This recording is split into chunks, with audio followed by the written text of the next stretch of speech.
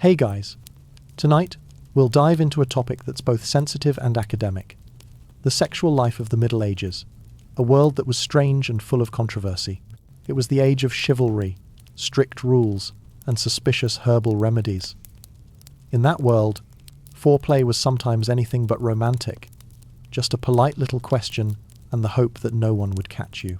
Before we begin this journey, take a moment to hit like and subscribe, but only if you truly feel what I bring here is worth it. And don't forget to drop a comment letting me know, where are you watching from, and what time is it where you are? I always find it fascinating to see viewers from all over the world gathering here together. Now, turn off the lights and let yourself sink into the quiet darkness.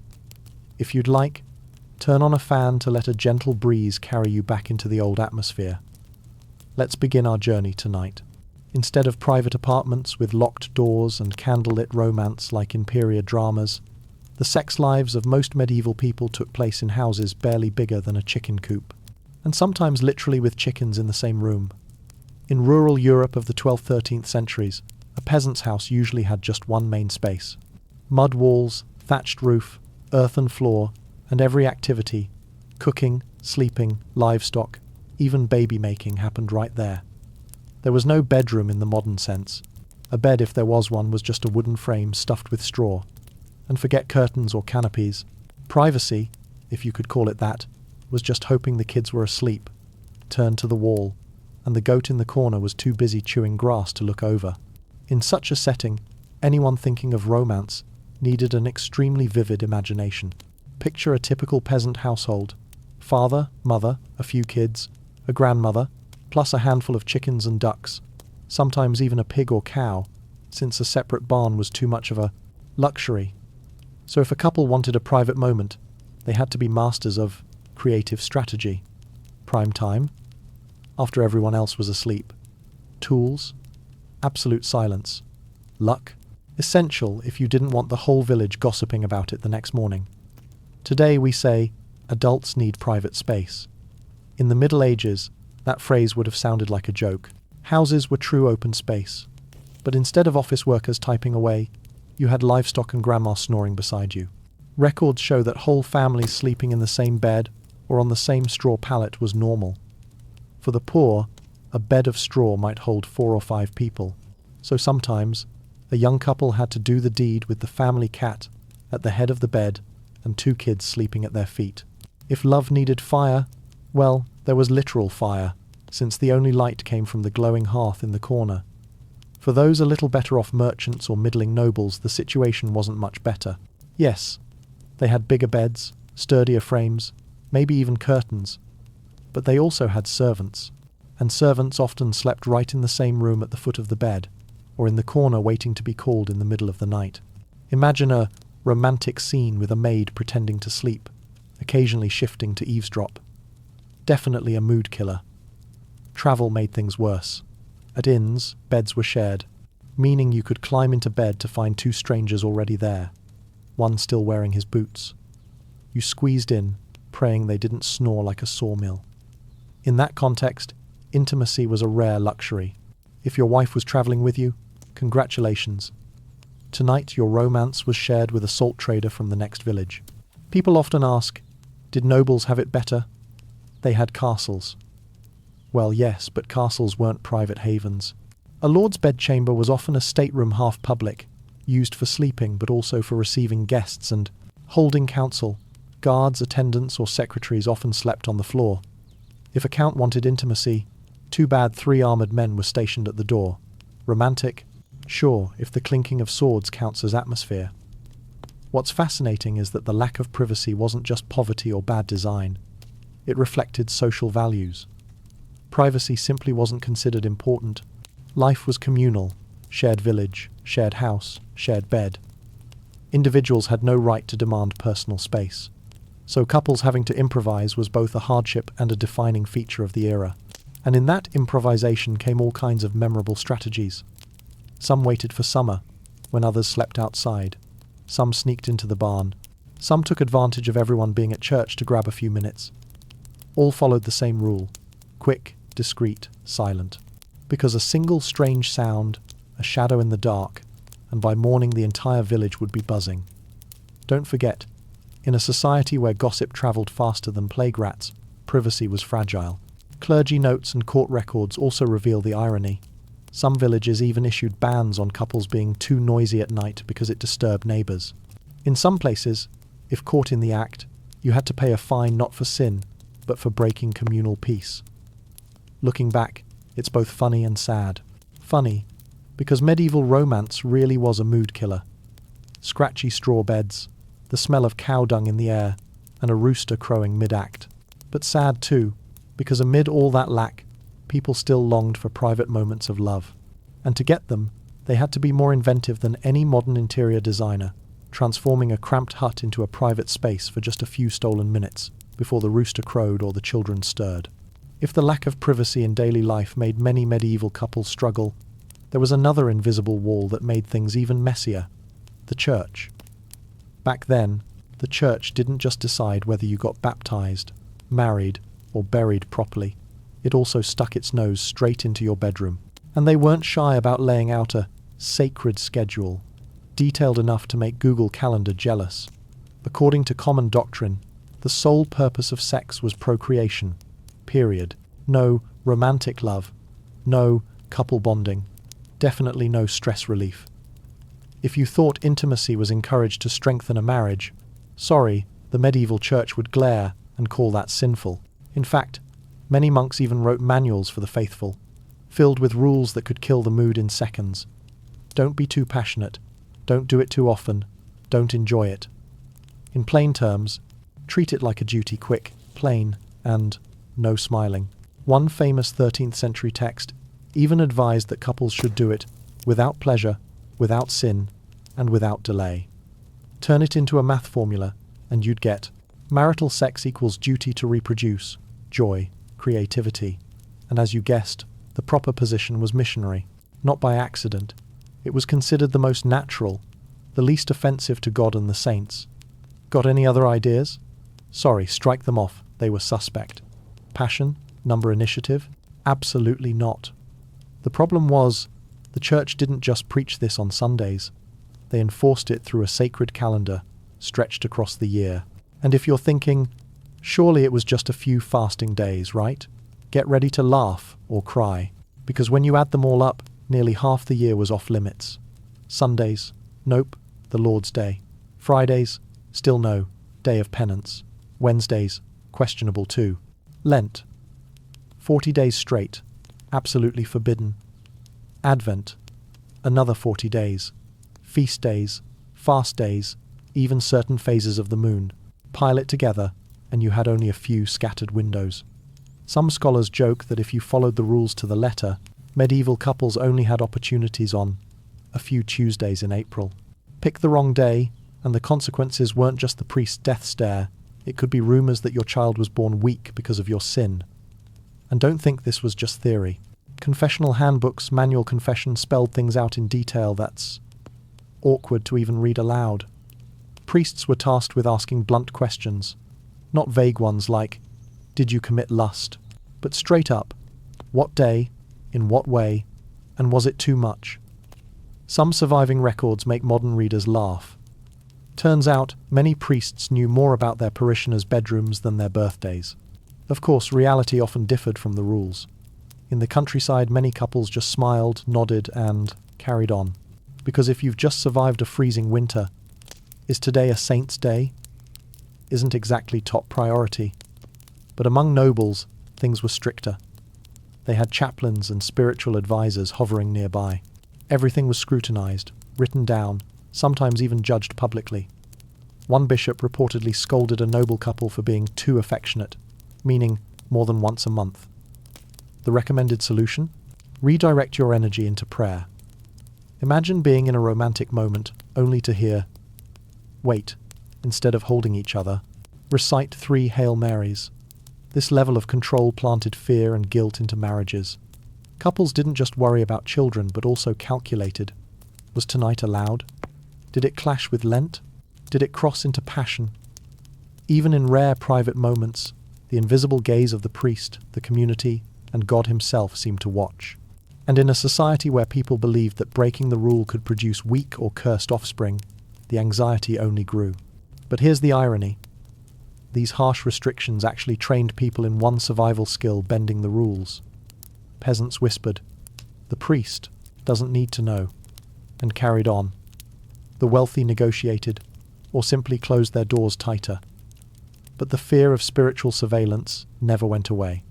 If the lack of privacy turned every night into a juggling act between kids and barnyard animals, then church control made it into a labyrinth of invisible laws, where every step could be branded a sin.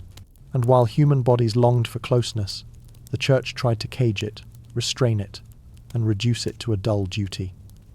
If the lack of privacy and the church's endless list of restrictions made marital life stressful, there was still a harsher truth. Marriage in the Middle Ages wasn't a romantic love story. It was basically an economic and political contract. Forget the image of a knight kneeling before a lady under the moonlight, reciting heartfelt poetry. That was material for troubadour songs, not real life. In reality, "I love you" might never be heard at a wedding, but "I give you 20 acres of farmland and 2 cows" definitely would. Among peasants, marriage was mostly a negotiation of assets. A bride usually brought a dowry, maybe some cloth, a few coins, or a plot of land her parents divided off. In return, the groom's family promised support, a share of farmland, or at the very least, that she wouldn't be sleeping in the yard. Love? Nice if you had it, but not required. What really mattered was settling disputes like whose pig ate whose cabbages. Among the nobility, marriage was even more blatantly political. Lords, counts, dukes used their children like chess pieces to secure power. A daughter given in marriage could seal a military alliance, end a blood feud, or open doors to fertile land. These marriages were negotiated, calculated, and sealed like diplomatic treaties. The only difference was the seal wasn't on paper, it was on the life of a 16-year-old girl. There was even a sarcastic medieval proverb: "Better a wealthy match with a grumpy face than a poor one with dimples." That line sums up the entire philosophy of the age. Nobody asked, "Are you happy?" They asked, "How many cows does the groom's family own?" In this world, romance, if it existed, usually came later. Couples married for the contract, then hoped affection would grow over time. If it did, that was a pleasant bonus. If not, no one was shocked. Love was treated like emotional DLC, an optional expansion pack, not included in the base wedding deal. For young couples, even flirting was rarely private. A girl at the market might be watched by her mother, her aunt, or a gaggle of nosy neighbours. A single handhold could set the whole village buzzing. Among nobles, the scrutiny was worse. A princess could be married off to a man twice her age just to secure peace between two territories. And if she dared refuse, the voice of her dowry outweighed the voice of her heart. Even after marriage, family and community didn't let go. The wedding night could be witnessed, indirectly relatives waiting outside the door for news, or worse, expecting the bedsheet stained with blood to be displayed. That wasn't just ritual, it was legal proof that the marriage was valid. A spotless sheet could mean lawsuits, annulment, even a small war between families.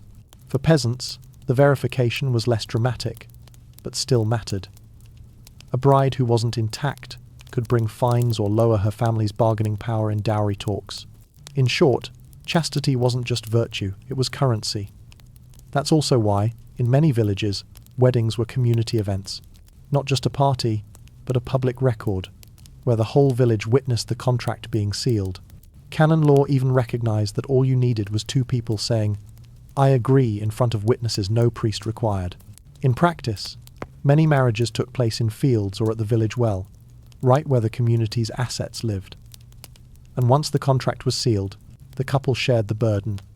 Farming, paying taxes, raising children.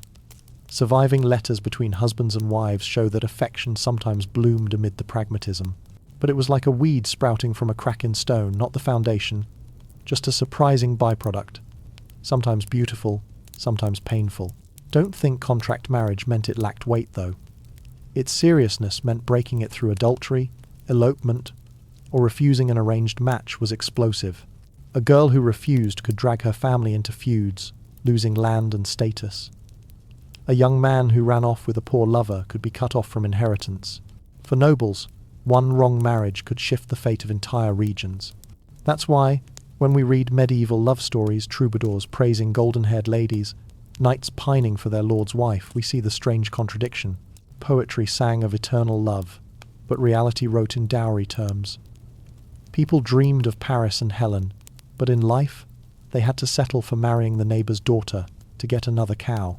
Another familiar piece in modern imagination, those iron chastity belts locked tight around wives' waists when their husbands rode off to war, supposedly to keep the assets safe while the knight was gone for years. The image is so popular it shows up in cartoons, movies, even souvenir shops. But the harsh truth, there's almost no evidence they were ever widely used in the Middle Ages. If they really existed, we'd expect to see traces in records laws, church decrees, monastery diaries that noted even the most awkward details. But surprisingly, almost complete silence. No blacksmiths advertising them, no church rules about them, no brides writing about being locked in iron. That silence suggests they were more likely a product of Renaissance and Victorian imagination eras, obsessed with the idea of the harsh morality of the past. So, why did the myth spread so far? Partly because it's too dramatic to ignore. Modern people like to picture the Middle Ages as both wild and brutally repressive.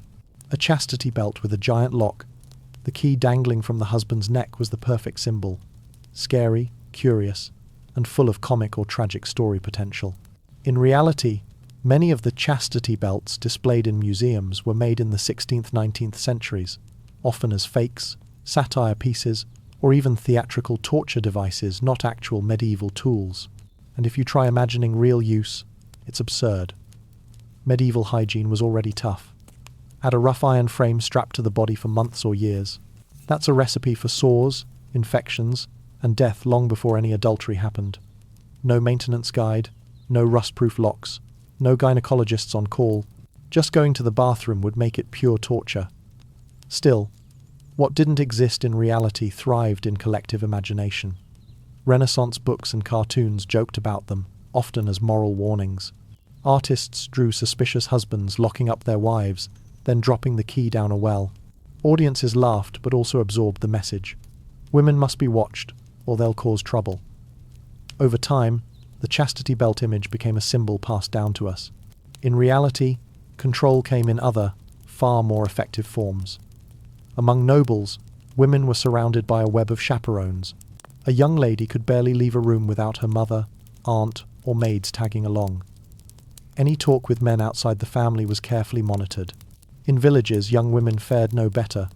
Neighbours acted as free security cameras, and any suspicious behaviour instantly turned into gossip. No iron needed, the eyes of the community and the weight of family honour were the real cage. Even if there was secret romance, the biggest risk wasn't being locked in iron, it was public shame. A stolen kiss behind the stables, if spotted, could mean fines for the parents, or worse, a rushed marriage to fix. The problem: honour was everything, and losing it was worse than any lock. What's interesting is that while the chastity belt myth paints women as controlled by mechanical violence, the reality was control through social and religious pressure. Stories of blood-stained sheets displayed after wedding nights were far more real and far more powerful. No lock required. One piece of cloth could decide the fate of a woman and her entire family. Yet the myth survives, because it satisfies later generations' curiosity about the barbarity of the past.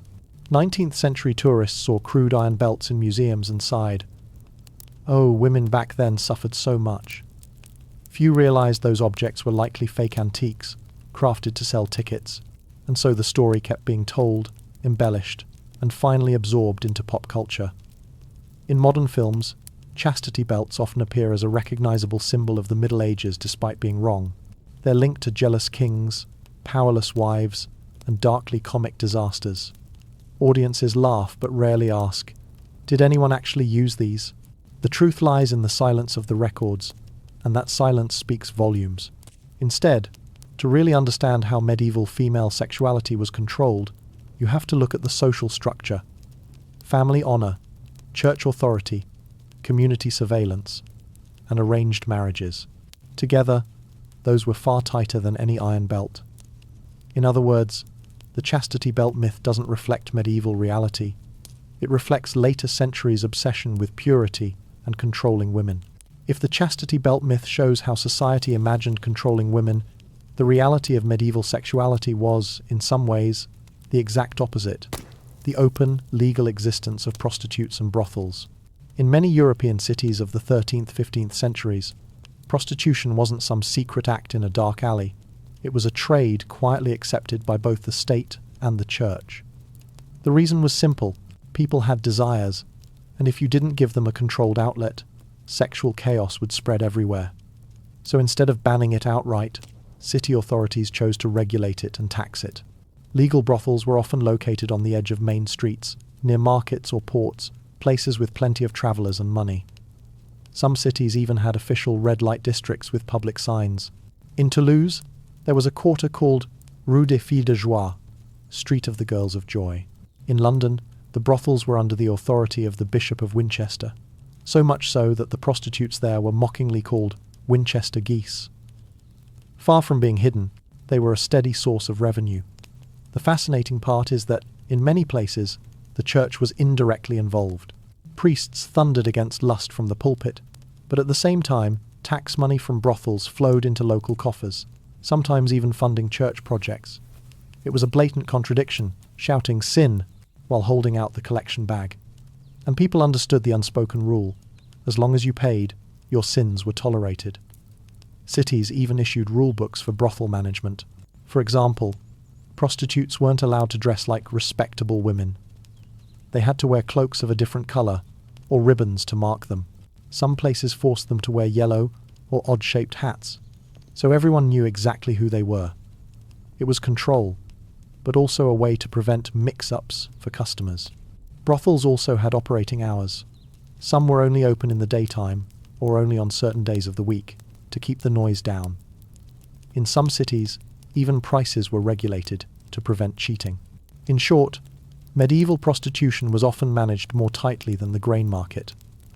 For the women themselves, it was both survival and stigma. They were usually poor, widowed, or cast out of their communities for losing their virginity before marriage. The brothel became their last refuge. In return, they bore heavy shame. Even though legal, they were seen as unclean.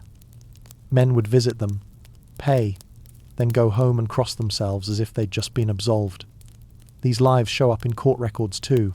Some towns required prostitutes to pay health fees to prove they weren't carrying disease. Others fined them for leaving their designated areas. Some cities even banned them from coming within 50 meters of churches to avoid polluting the holy ground. It was a strange line, tolerated, but always pushed aside. Still, brothels were undeniably part of social life. They served single men, merchants, soldiers, and even the occasional priest who slipped. Satirical writers of the time told jokes about clergymen sneaking into brothels, only to preach against lust the next morning. These stories, though exaggerated, reflected a truth. Brothels weren't hidden, they were an open secret. In some festivals, brothels even became part of the cultural script. Authorities sometimes declared free entry days to calm male urges and keep them from causing trouble.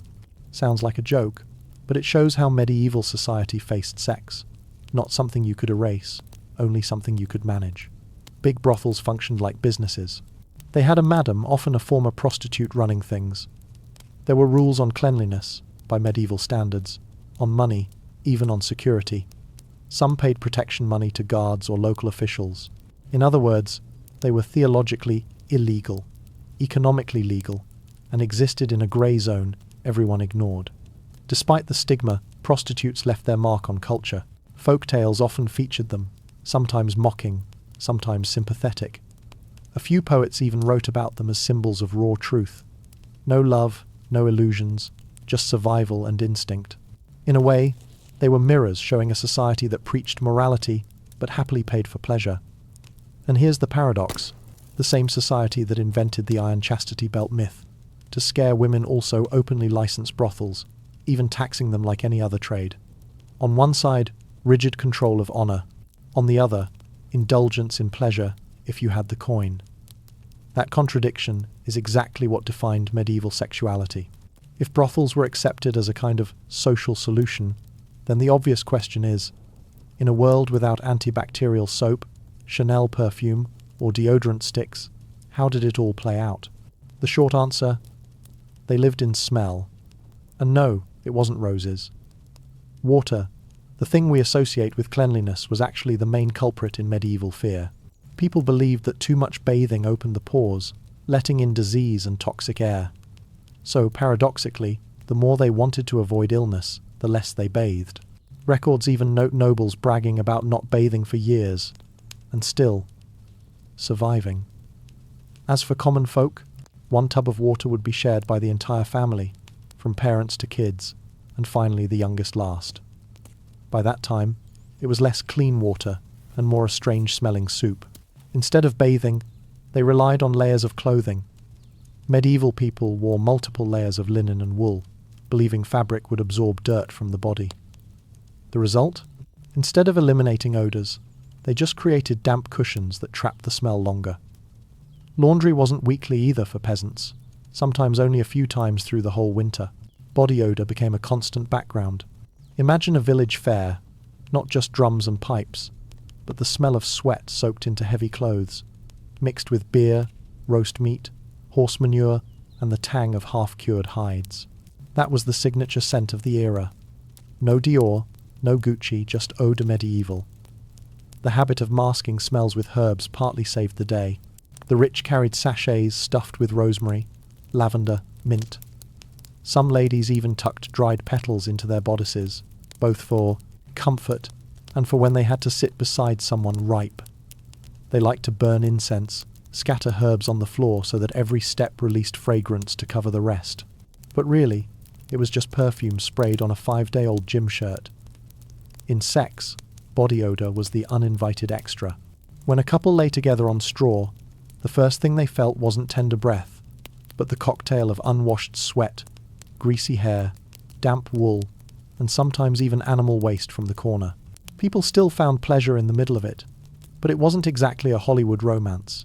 Some moralists even praised natural smell as proof of humility, the opposite of vanity. It wasn't that hygiene didn't exist. Monasteries often had communal baths, and in big cities like Paris or Florence, public bathhouses were once popular. People went there to soak, chat, even eat. But plagues and church disapproval soon branded bathhouses as dens of sin, hotbeds for illicit sex. Many shut down, and the stink took over again. The Black Death in the 14th century only deepened the fear of water. People believed bad smells, miasma, caused disease. And here was the paradox. To avoid outside smells, they accepted living with their own inside smells. Society wrapped itself in a collective aroma: sweat, dirt, livestock, and half-digested food. Strangely, those smells shaped beauty standards. People rarely insulted each other for stinking because everyone did. Only when someone smelled unusually good, usually a noble doused in imported oils, did anyone notice. Fragrance became a class marker, not proof of cleanliness, but proof of wealth. In that context, prostitutes and brothels adapted. Some records say they used wine, vinegar, or cheap herbal waters to wipe down, creating the impression of freshness compared to the farmer's wife at home. That was part of the service, not just the body, but the illusion of cleanliness. For many men, just being with a woman who smelled less bad than normal was a luxury. The irony? Even though society feared water, they had no hesitation about direct contact in sex. That made diseases spread easily from scabies to syphilis, but instead of linking it to hygiene, they blamed it on sin. Once again, theology trumped medicine. Smell, then, became the invisible soundtrack of the age. It was in markets, in homes, in beds, even in packed churches. The grand paintings we admire today can't convey the most important layer, the thick air of body odor. And that detail makes it clear sex and marriage in the Middle Ages were inseparable from the nose. In a world where bad smells and lack of privacy were the default, birth control was just as clumsy and improvised. Medieval people weren't short on desire, but they knew every time they got close, it could mean another mouth to feed, and houses were cramped, fields were small, and bellies were always hungry. So, contraception became a real problem, hidden under layers of secrecy, folk medicine, superstition, and reckless creativity. The most common method wasn't devices, but herbs. Midwives, healers, and older women passed down lists of plants with power. Rue, pennyroyal, and savin were often recommended. They stimulated uterine contractions used both to prevent pregnancy and to trigger early abortion. The problem? The dosage was impossible to control. Too little, it didn't work. Too much, it could kill you. Records mention women dying from poisoning in desperate attempts to stop an untimely birth. Beyond herbs, there were strange tricks that sound like jokes. Some sources say women were told to wear amulets, a gemstone, a piece of bone, or a prayer carved on a wooden charm.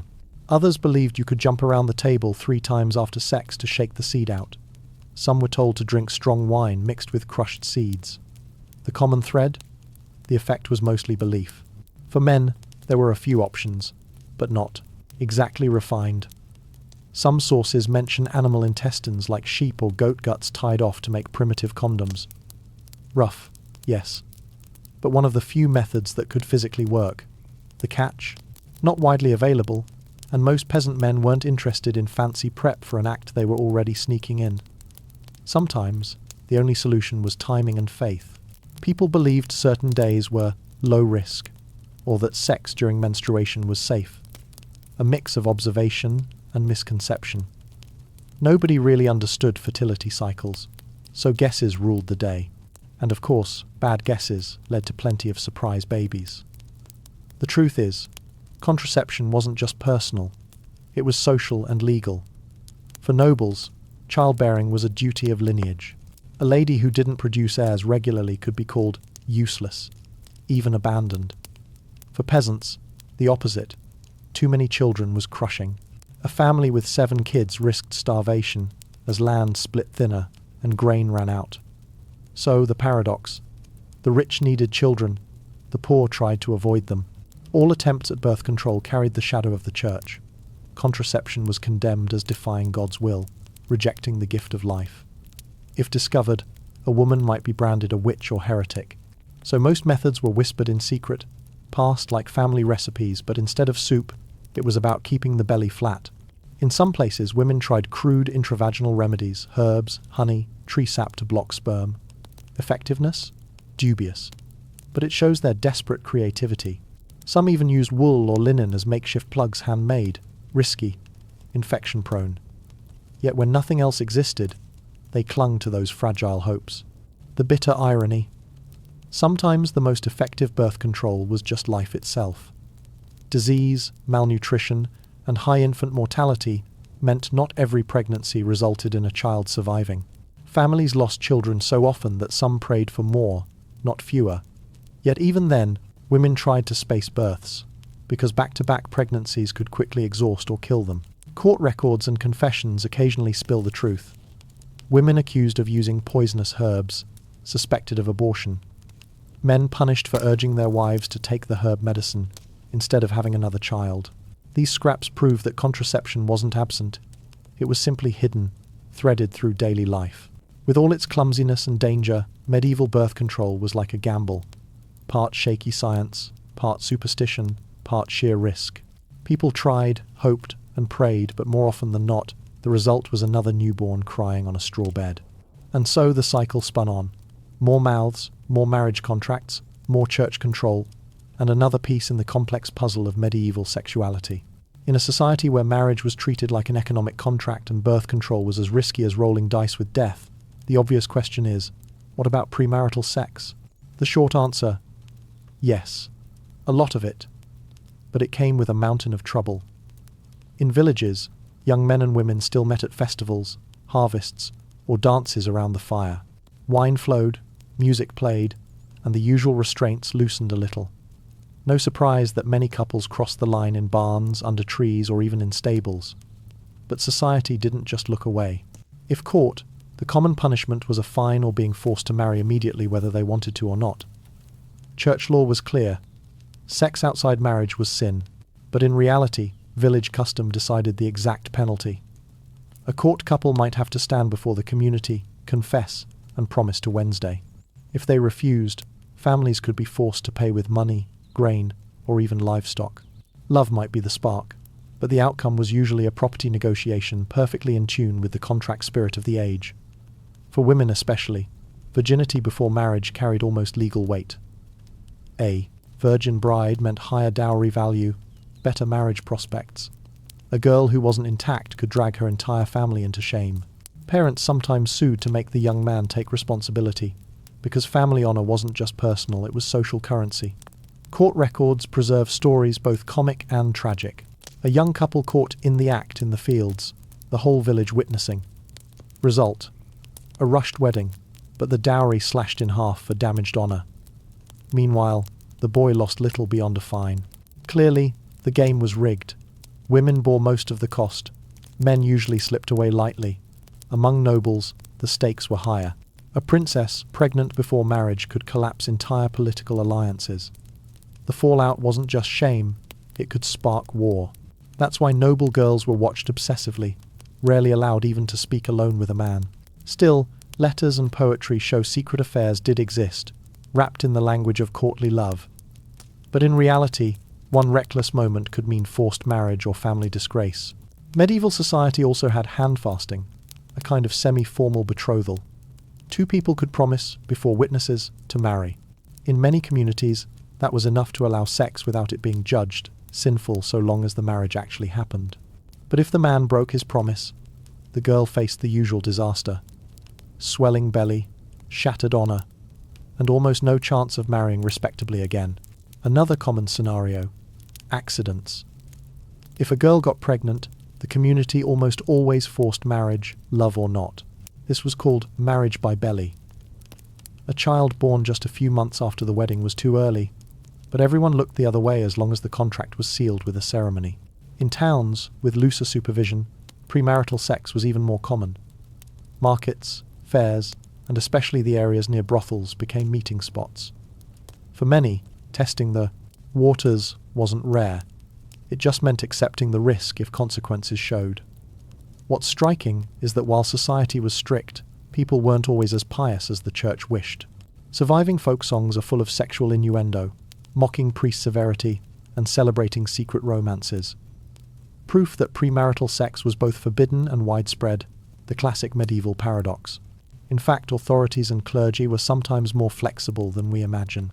In some regions, if a couple was caught, instead of eternal damnation, they were simply told to marry and fix it. As if society said, "All right, you did it, now make it official." But even with loopholes, the heavy weight of judgment fell harder on women than men. A man might be called lustful, but still find a wife. A woman, one mistake, and her life could be branded with shame. Her virginity wasn't just hers, it belonged to her family, her lineage, even her community. It was treated like collective property, and losing it was everyone's loss. That unfairness fueled myths, laws, and harsh controls. And yet, through all the fines, forced weddings, and sermons, medieval boys and girls kept finding ways to bend the rules, to risk, and to love. Because desire and instinct have always been stronger than any commandment shouted from the pulpit. If premarital sex was enough to set the whole village gossiping, imagine how medieval society reacted to same-sex love. The fascinating part is, it was both clearly present and wrapped in a thick fog of laws, sermons, and half-mocking, half-silent laughter. In monasteries where men lived with men, women with women, day after day, with little contact with the outside world, of course, same-sex relationships had the conditions to emerge. Church records and monk diaries show that overly intimate incidents in cloisters weren't rare. Bishops repeatedly issued bans against excessive embracing, prolonged kissing, or sharing beds. Rules, like that, don't appear out of nowhere. They prove such behavior was common enough to worry about. Among common folk, same-sex themes popped up in songs and jokes. Some ballads poked fun at two men too close, or a woman who only liked other women. These stories were usually told with a mocking tone, turning them into humor rather than open recognition. But the very fact they existed in folk literature shows medieval people knew, noticed, and talked about homosexuality, even if they never named it the way we do today. Officially, though, the church labelled it sodomia, a sin as heavy as adultery, sometimes worse, because it was against nature. Confessional manuals for priests listed it right at the top of sins to ask about. The punishments on paper were brutal: whipping, imprisonment, even execution. Yet in practice, enforcement was rarely that extreme. Most cases stopped at gossip, mockery, or warnings, unless politics were involved or it shocked the community. In noble circles, same-sex bonds sometimes hid under the cloak of noble friendship. A knight and his companion might share a bed, exchange affectionate letters, even kiss in public, and society accepted it, as long as it wasn't called by its name. The ideal of friendship back then was often described in words we'd now read differently. I cannot live without you. Your friendship is sweeter than wine. It was both proof of permitted closeness and a grey area where same-sex love could exist. For women, it was even harder to detect, because society didn't see female sexuality as dangerous. To medieval men, only the penis was a threat to control. So, two women sleeping together, holding hands, or kissing, might be seen as odd, but not necessarily sinful. That gap gave secret romances more room to last. Some records describe women accused of disguising themselves as men to marry other women, and those cases triggered harsh reactions. But if it stayed at intimate friendship, most people whispered behind backs rather than dragging them to court. Importantly, homosexuality never vanished from cultural memory. In ballads and knightly romances, you sometimes find shadowy characters, half male, half female, or unusual bonds described in metaphor. Nobody said it outright, but everyone understood. While the church thundered from the pulpit, villagers in taverns told stories about that man who looked too long at boys, or that woman who never married and was too close to her neighbour. Gossip was the deadliest weapon, not killing instantly, but forcing people to live under constant scrutiny. In cities, with brothels and diverse populations, homosexuality got labelled as even more deviant. Some 14th century Paris police records mention arrests of men caught together in public bathhouses. Usually they were fined or shamed publicly. After that, life went on until the next time. It was treated like an open secret everyone knew, everyone whispered, but no one acknowledged it officially. These stories reveal a very medieval paradox. Homosexuality was both condemned as a crime and present everywhere, preached against in church, but tolerated in daily life, so long as it stayed unnamed or hidden from public scandal. People never ran out of gossip, jokes, or indictments, but all of it only proves one thing: even denied, same-sex love was still a real part of medieval emotional and sexual life. Adultery in medieval marriage was far more serious, not just because of morality, but because it directly threatened inheritance. An illegitimate child wasn't just a matter of romance, it was a threat to entire bloodlines, lands, and property. For men, adultery was often overlooked if discreet. A knight could happily frequent brothels, even keep a mistress openly, and the community would look the other way. People excused it. Men had needs, and as long as he still provided for the family, the sin was considered minor. The church, of course, preached against it, but punishment rarely went beyond a few days of penance or a fine. For women, by contrast, adultery was a crime that could destroy an entire life. A wife's affair risked producing a child not of her husband's blood, but legally recognized as his heir. That undermined the whole system of inheritance, which is why punishments for female adultery were far harsher: shaving the head, public shaming, beatings, imprisonment, even execution in severe cases. Records from 14th century France describe women forced to wear their clothes inside out, don ridiculous hats, and be paraded through town for mockery. It turned private sin into a public lesson. Meanwhile, a husband sleeping with his maids rarely faced such humiliation. Among nobles, adultery could become outright political crisis. A queen or duchess suspected of infidelity wasn't just a personal scandal, it could shake a dynasty. Many royal tragedies began with such rumours. A look, a letter, or an enemy's whisper could topple a woman's entire world. Anne Boleyn, wife of Henry VIII, was executed for adultery and treason, whether true or not remains debated. Her story shows how in medieval politics, adultery was a sharp weapon to destroy rivals. Ordinary women weren't spared either. Court cases tell of wives accused simply for talking too warmly with another man. Communities acted like surveillance cameras. Every glance, every rumour, could become an accusation. And once raised, even without proof, a woman's honour was already ruined. The irony is that strict laws also fueled schemes. A husband wanting to get rid of his wife could fabricate or stage adultery. A wife desperate to escape an unbearable marriage might risk an affair, knowing the danger. In both cases, adultery wasn't just about passion. It became a desperate path to some form of freedom in a suffocating society. Still, adultery wasn't rare. Medieval fabliaux, those French comic tales, overflow with stories of cheating wives, cuckolded husbands, and laugh-out-loud mishaps. A wife pretends to be sick to meet her lover. A husband tricks his friend out of the house, then sleeps with his wife. Audiences laughed, but also admitted, yes, that happens around us. Folk art was where society confessed what the church tried to hide. Legally, adultery's heaviest consequence was annulment or separation. Divorce was forbidden by the church, but adultery could sometimes justify breaking a union. Problem was, the process was long and costly, so only the wealthy could pursue it. The poor had no choice but to endure or live in silent separation, where husband and wife simply ignored each other but stayed married on paper. Another unspoken consequence: domestic violence. If a husband suspected his wife of adultery, he could beat or imprison her, and society often turned a blind eye. Laws gave men the right to discipline wives, which meant even a rumor of adultery could trap a woman in endless abuse. Meanwhile, male adultery was sometimes even celebrated. A knight with many lovers was praised as vigorous. A king with a harem of mistresses was seen as proof of masculinity.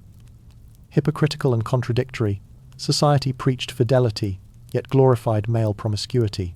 In short, adultery in the Middle Ages was a double-edged sword. On one hand, it happened everywhere, from villages to palaces. On the other, it could utterly destroy lives, especially women's. In taverns, people laughed at cuckold jokes, but at home, suspicion and judgment cast long, dark shadows. Today, we see consent as the foundation of all healthy sexual relationships, but in the Middle Ages, the concept barely existed in the modern sense.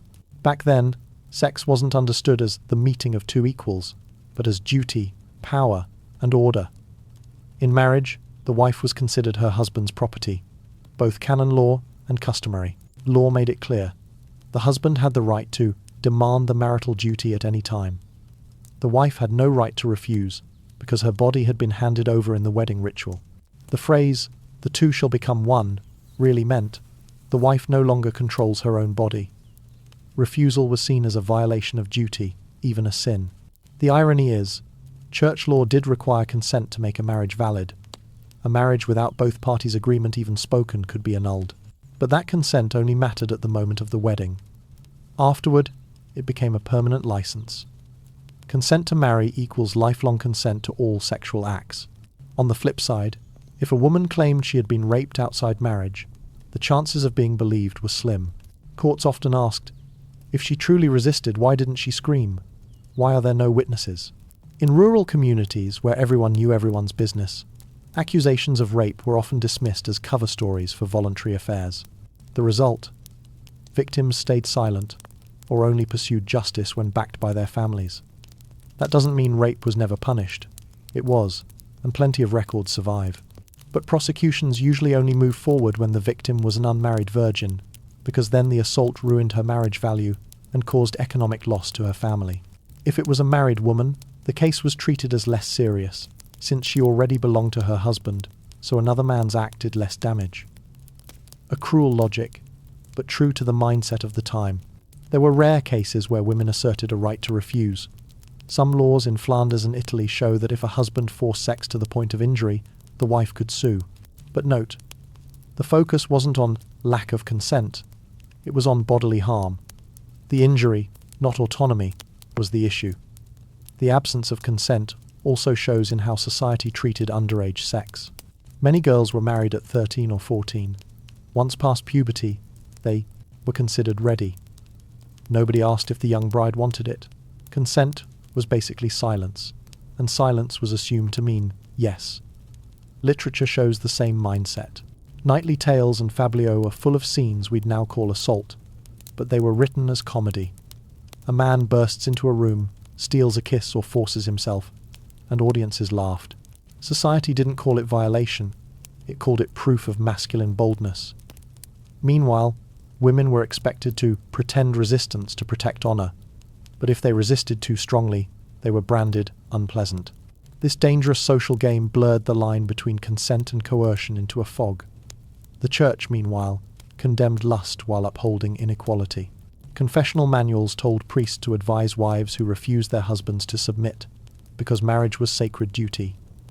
From the religious view, individual consent never outweighed communal duty and God's will. The irony is, even canon law left cracks for consent. Forced marriages when parents pressured children could be annulled if the couple declared they didn't agree. So, at least on paper, initial consent mattered. But once you said, "I do," the door closed forever. Everything afterward, whether wanted or not, was swallowed up in that first yes. From today's perspective, this creates a stark paradox. Medieval people knew consent was needed to start a marriage, but had no framework for consent within each sexual act. They clearly separated valid marriage from adultery, but had almost no words for the difference between consensual and coerced sex inside marriage. And that silence forced countless women to endure. Even so, small voices of resistance appear. In folk songs, female characters sometimes cry out about being forced. These laments never became a movement, but they remind us. Even then, women were aware of their own desires. Society just didn't allow them to turn that awareness into law. In marriage, consent was already swallowed up by the idea of duty, but behind all of that stood an even bigger wall: the church's attitude toward pleasure. For medieval theologians and church fathers, sex had one legitimate purpose: procreation. Any pleasure that went beyond that purpose was viewed with suspicion, even labeled sinful. Imagine this: a husband and wife make love, and the husband admits he enjoyed it more for the pleasure than the desire for children. Immediately, confession manuals would classify this as lust within marriage. Sounds absurd, but it's true. Thomas Aquinas, one of the greatest minds of the church, wrote that even marital sex, if sought purely for pleasure, was still sinful, though less so than adultery or homosexuality. Pleasure, in theology's eyes, was a gateway to chaotic instincts. That's why the list of prohibitions read like a dark comedy. Too many times? Forbidden. On Sunday? Forbidden. During Lent? Forbidden. On feast days? Forbidden. At some points, almost half the year was marked not suitable for sex. Any devout couple who followed the rules to the letter would barely have time to reproduce. In reality, most people bent the rules but lived with constant guilt. And that was the invisible strategy of the church: build a culture of guilt. By making believers feel they were never truly pure, the church secured control over their souls. You enjoyed yourself in bed? Tomorrow go confess. You don't confess? Then you're hiding from God, and your soul is in danger. Pleasure became a kind of spiritual currency, and only the church could redeem it. Suspicion extended to the body itself.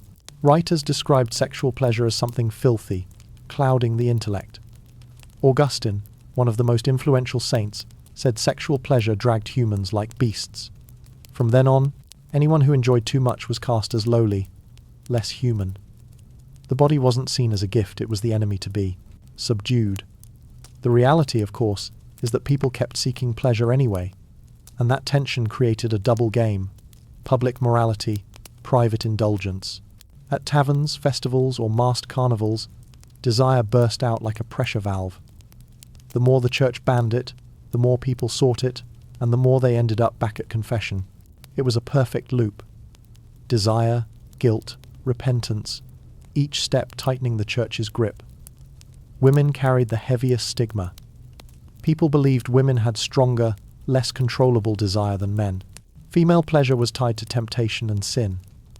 Eve's bite of the apple wasn't just a myth, it was proof that women were dangerous, ready to drag men down. So if a man felt lust, the blame was pinned on the woman for provoking him. A brutally effective, but deeply unfair, way to shift responsibility. Even monks weren't safe from this paranoia. Writings warned about temptation in dreams, the wet dreams of male clergy. Instead of treating them as natural, they were seen as demonic attacks.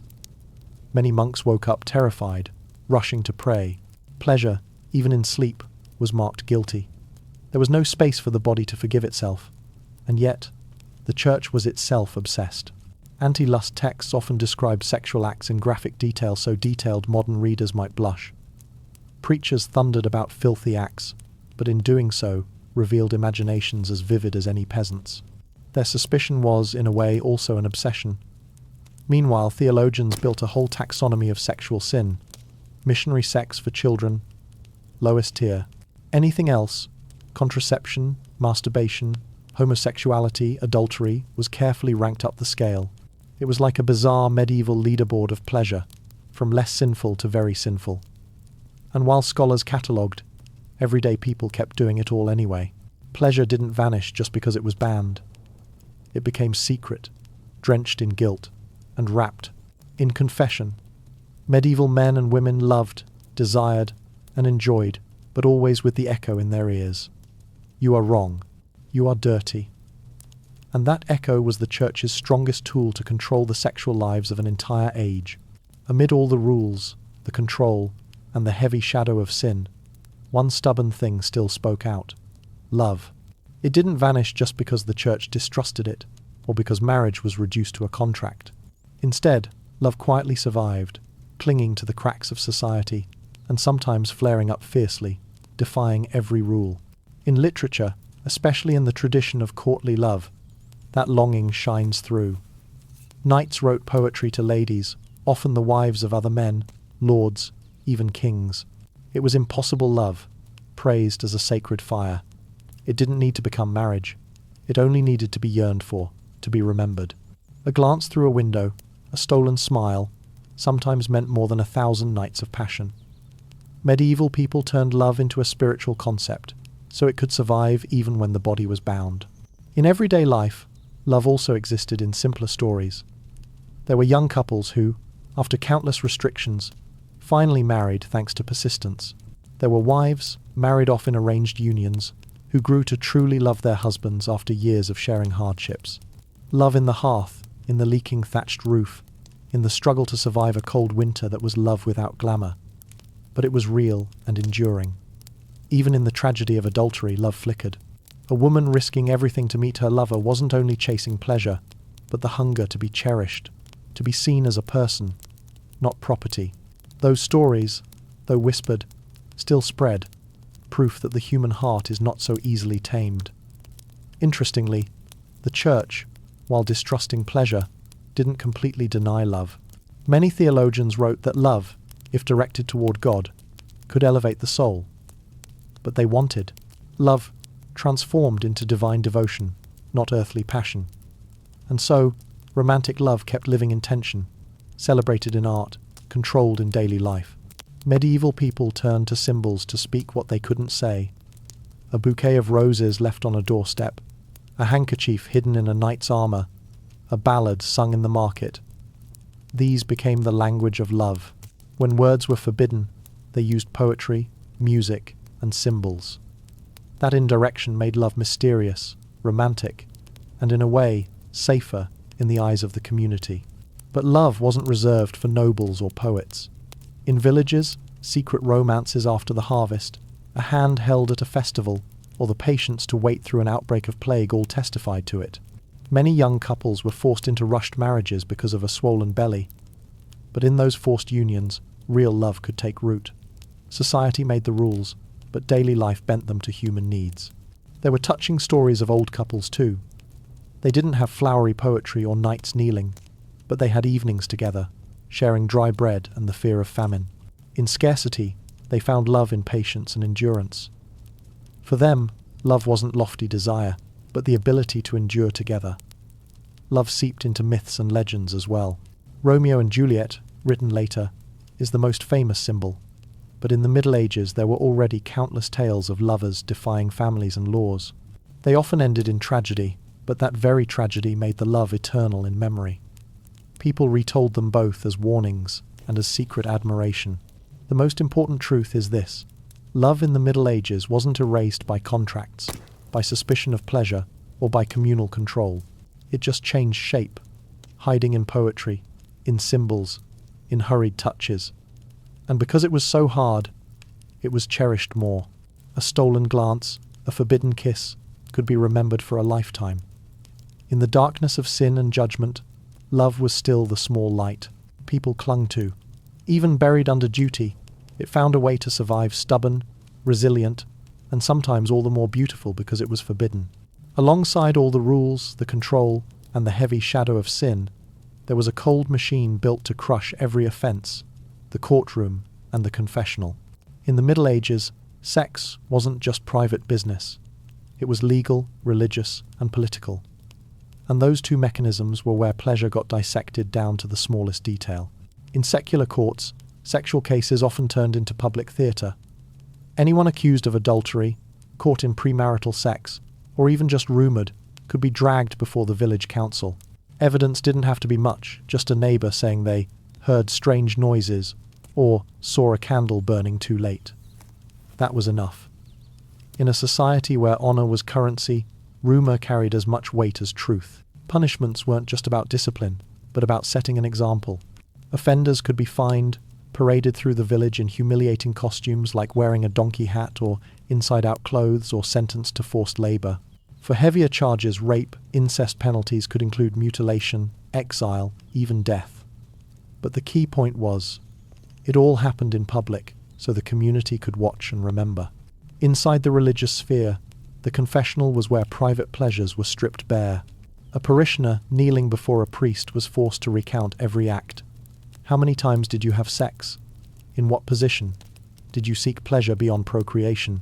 Handbooks for confessors listed dozens of scenarios: adultery, homosexuality, masturbation, sex on forbidden days. Reading them today, you realize the medieval imagination had no shortage of explicit detail. The frightening part was how pleasure became the language of sin. Even within marriage, a man admitting he desired his wife too much was told to do penance. That could mean reciting dozens of Ave Marias, fasting for days, or donating to the church. For women, guilt was even heavier. If they confessed to finding pleasure, it was seen as proof of uncontrollable lust, an ancient curse tied to Eve. This ritual of confession created a massive power structure. Priests became the keepers of people's most intimate secrets.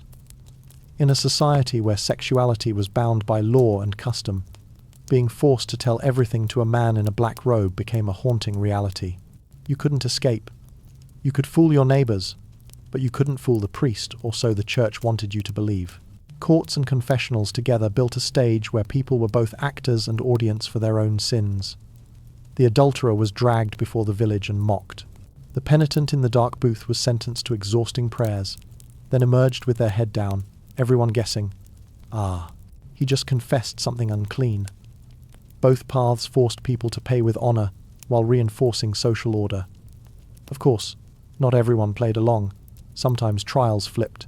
A woman accused of adultery could argue her husband was impotent, that she was neglected.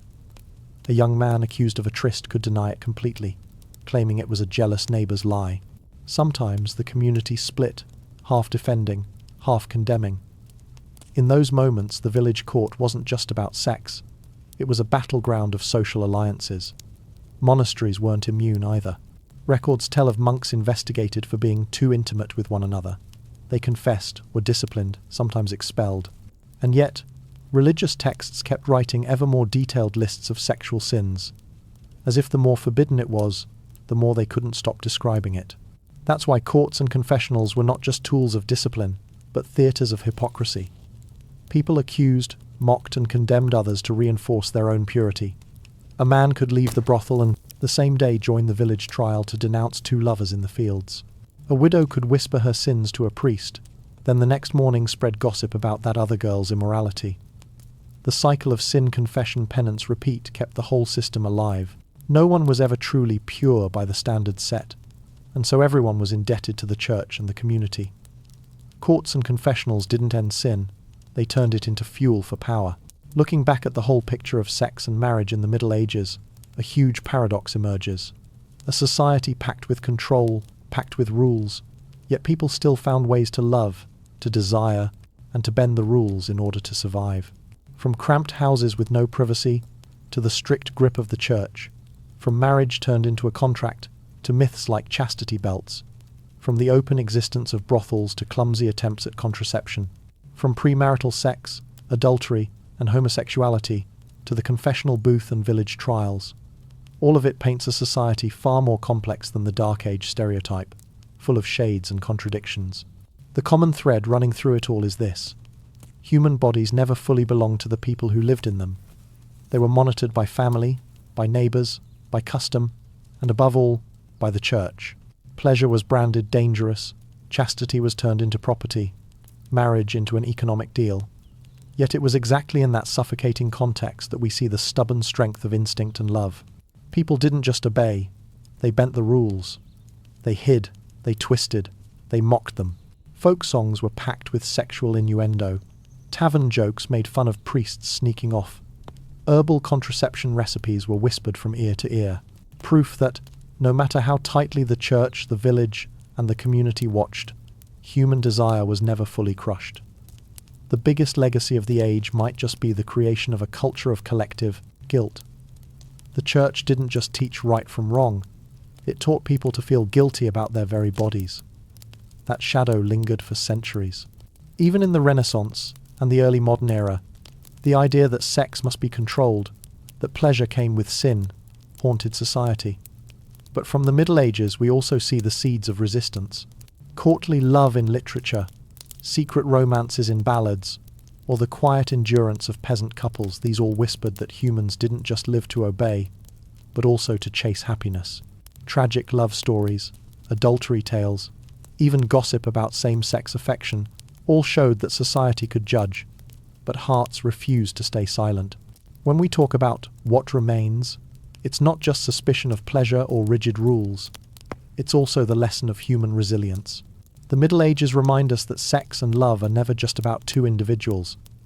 They always mirror structures of power, economy, and religion. But at the same time, they prove that no matter how many laws exist, people will still find ways to love and to enjoy in their own way.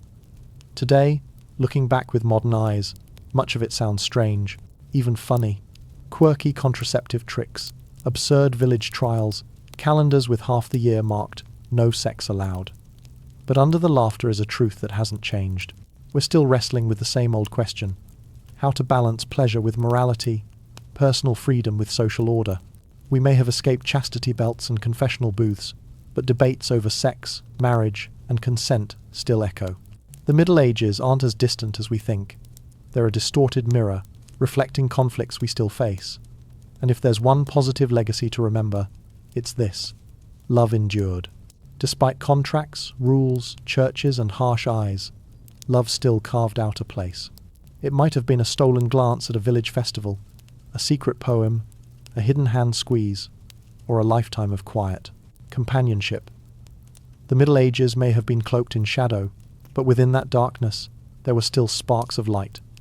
And those sparks are what make human history not just about power, but about the heart. Stoic philosophy wasn't born in peace. It began with a personal disaster, the story of Zeno of Citium.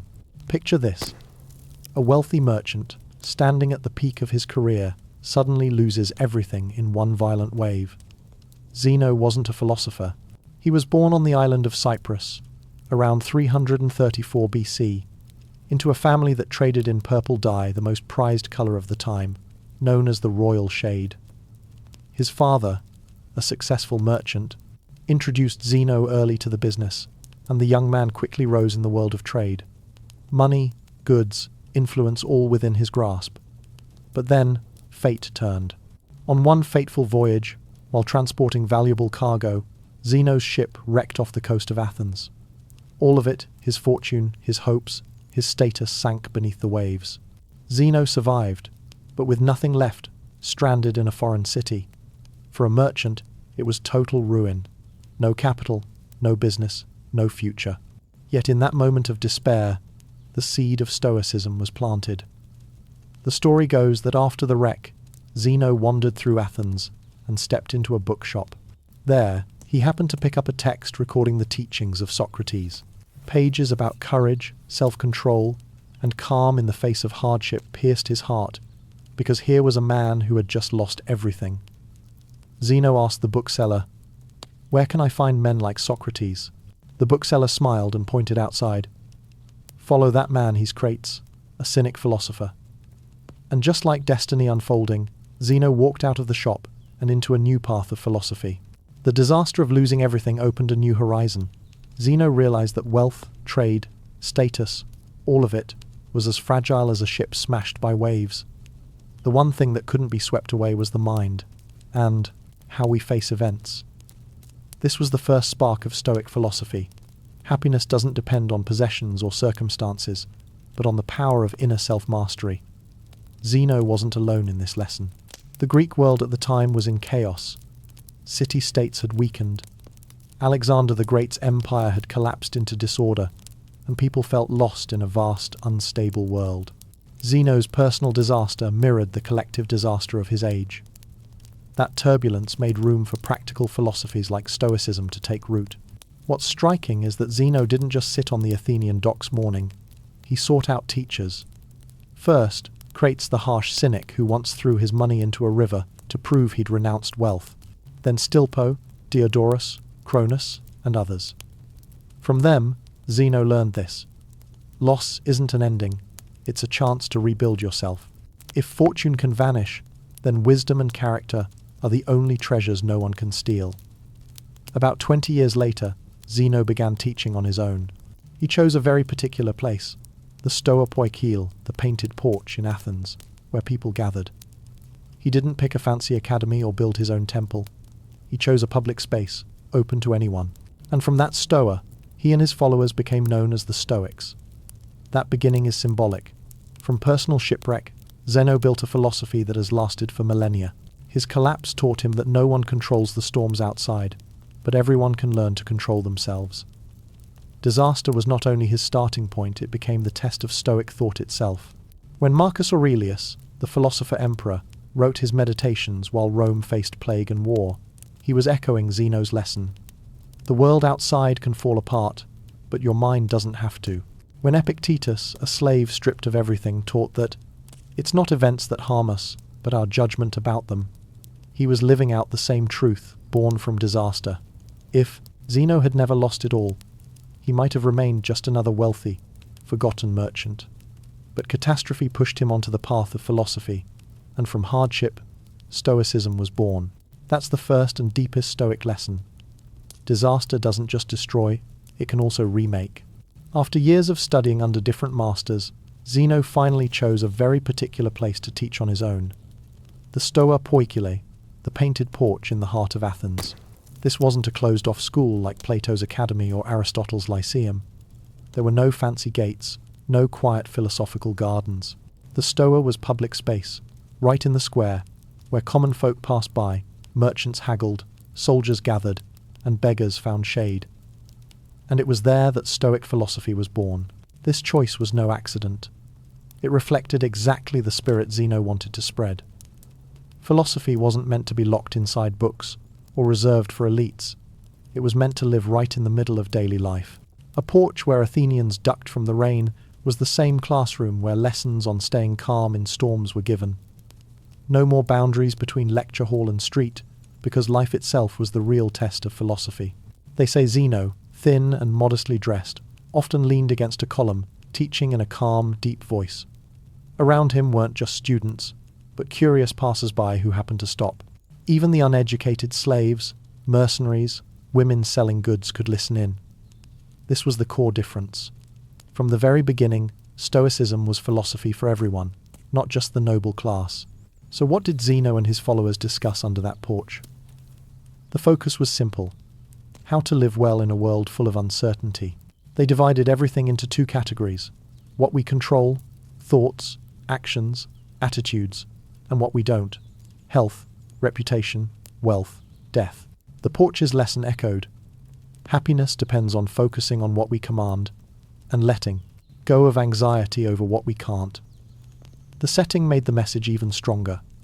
Picture this: Zeno speaking about letting go of anxiety over wealth, while just beyond, traders are shouting over prices. He warns that fame is fleeting, while soldiers boast of victories nearby. He speaks of death as natural, while in the crowd, many have lost loved ones to war or plague. Philosophy wasn't abstract, it was woven into the heartbeat of daily life. From the Stoa Poikile, Stoicism spread. Zeno's students like Cleanthes and Chrysippus expanded the system with logic, physics, and ethics, but always held to the original spirit. Philosophy was for practice. The Stoa itself became the symbol, so much that people no longer called them students of Zeno, but the men of the Stoa Stoikoi. And that's where the name Stoicism came from. The porch itself symbolized openness. Anyone could come, anyone could listen. There were no fixed fees. For the wealthy, philosophy was soul cleansing. For the poor, it was comfort. For slaves, it was proof that true freedom lived in the mind. That's why Stoicism spread so widely, beyond Athens, into Rome, into the lives of emperors and commoners alike. And it's worth noting, the porch wasn't just a location, it was a symbol. The Stoa Poikile was decorated with paintings of battles, heroes, and human tragedies. And right in front of them, Zeno spoke of calm and resilience, as if to say, the world is chaos, but even in chaos, a person can find steadiness within. Being born in a noisy, everyday space made Stoicism unlike any other school. Plato dreamed of an ideal world apart from reality. Aristotle studied nature and politics in his academy. But Zeno, he stood in the market, face to face with real life, and declared that philosophy must live in the dust of the streets. That's why more than 2,000 years later, people still find Stoicism useful, for entrepreneurs, for soldiers, for anyone under pressure. If the shipwreck was the starting point, then the Stoa porch was where Stoicism took shape. It was both simple and profound. No temples, no palaces, just some stone columns, some people, and one shared spirit. To find a way to live well, no matter the storms. Standing beneath the painted columns of Athens, Zeno and his students weren't spinning vague theories. They laid out a practical framework, a roadmap for life. These principles were simple enough to remember in a few short lines, yet powerful enough to change the way we see the world. The first and most central principle: distinguish between what we can control and what we can't. This is the cornerstone of Stoicism. We can't stop the wind from blowing, wars from breaking out, or death from approaching. But we can choose our attitude toward those things. Marcus Aurelius would later write, "You have power over your mind, not outside events." Zeno planted that seed from the Stoa. Instead of despairing over loss, train your mind to remain steady in the storm. The second principle: live according to nature. But nature here wasn't just forests or rivers.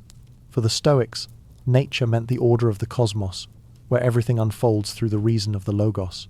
Humans, gifted with reason, are called to align with that flow. That means living wisely, accepting necessity instead of fighting it. When death comes, that is nature. When loss happens, that is nature. Anger and resentment only deepen suffering, but acceptance frees us from torment. The third principle: virtue is the only true good.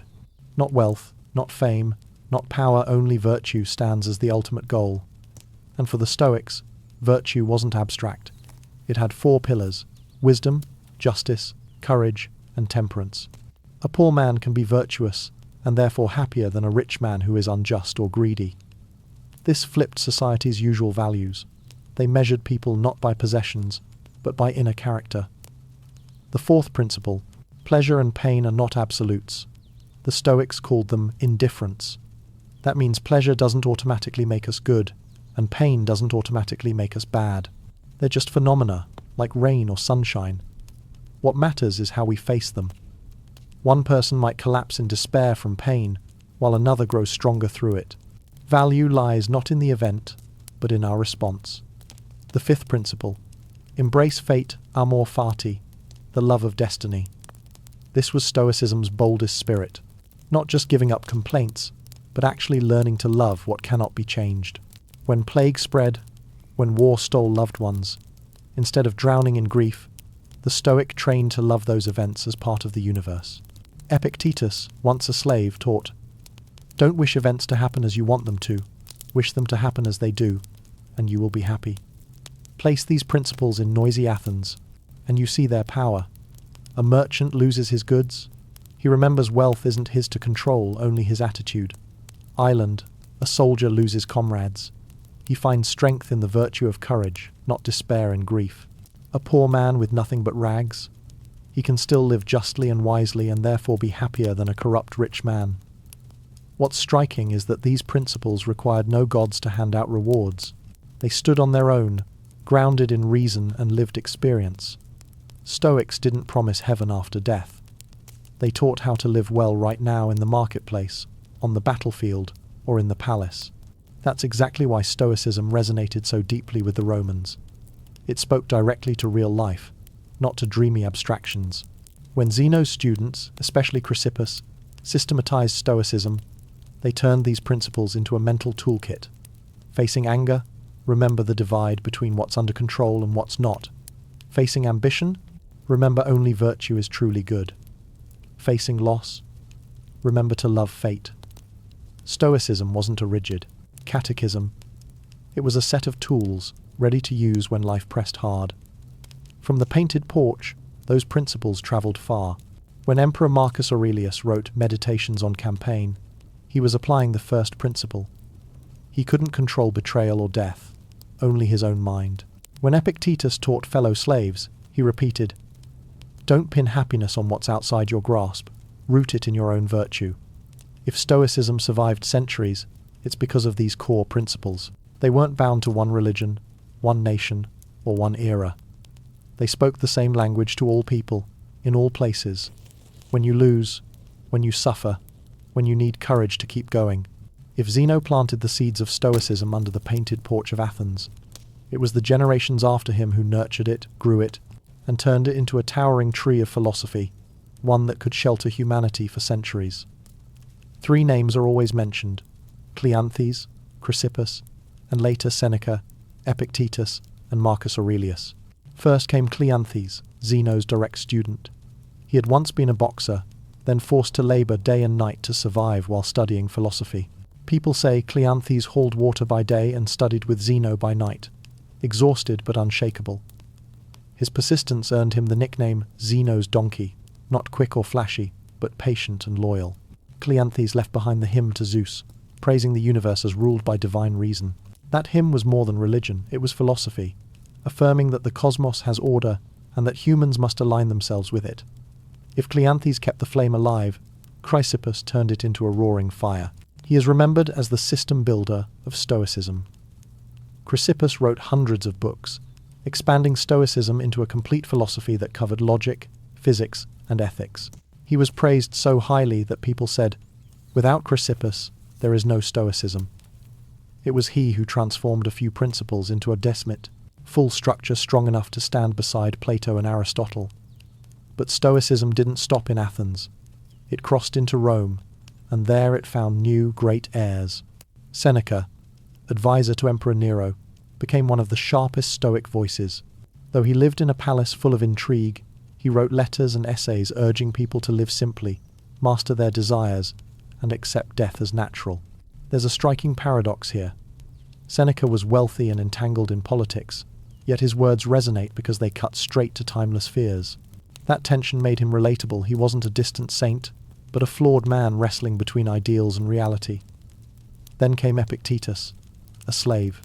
If Seneca showed Stoicism could survive in a palace, Epictetus proved it could survive in chains. Born without freedom, beaten by his master, Epictetus still found liberty in thought. He taught his students, "They can shackle your body, but never your mind." From the lowest station, he elevated Stoicism to a universal truth.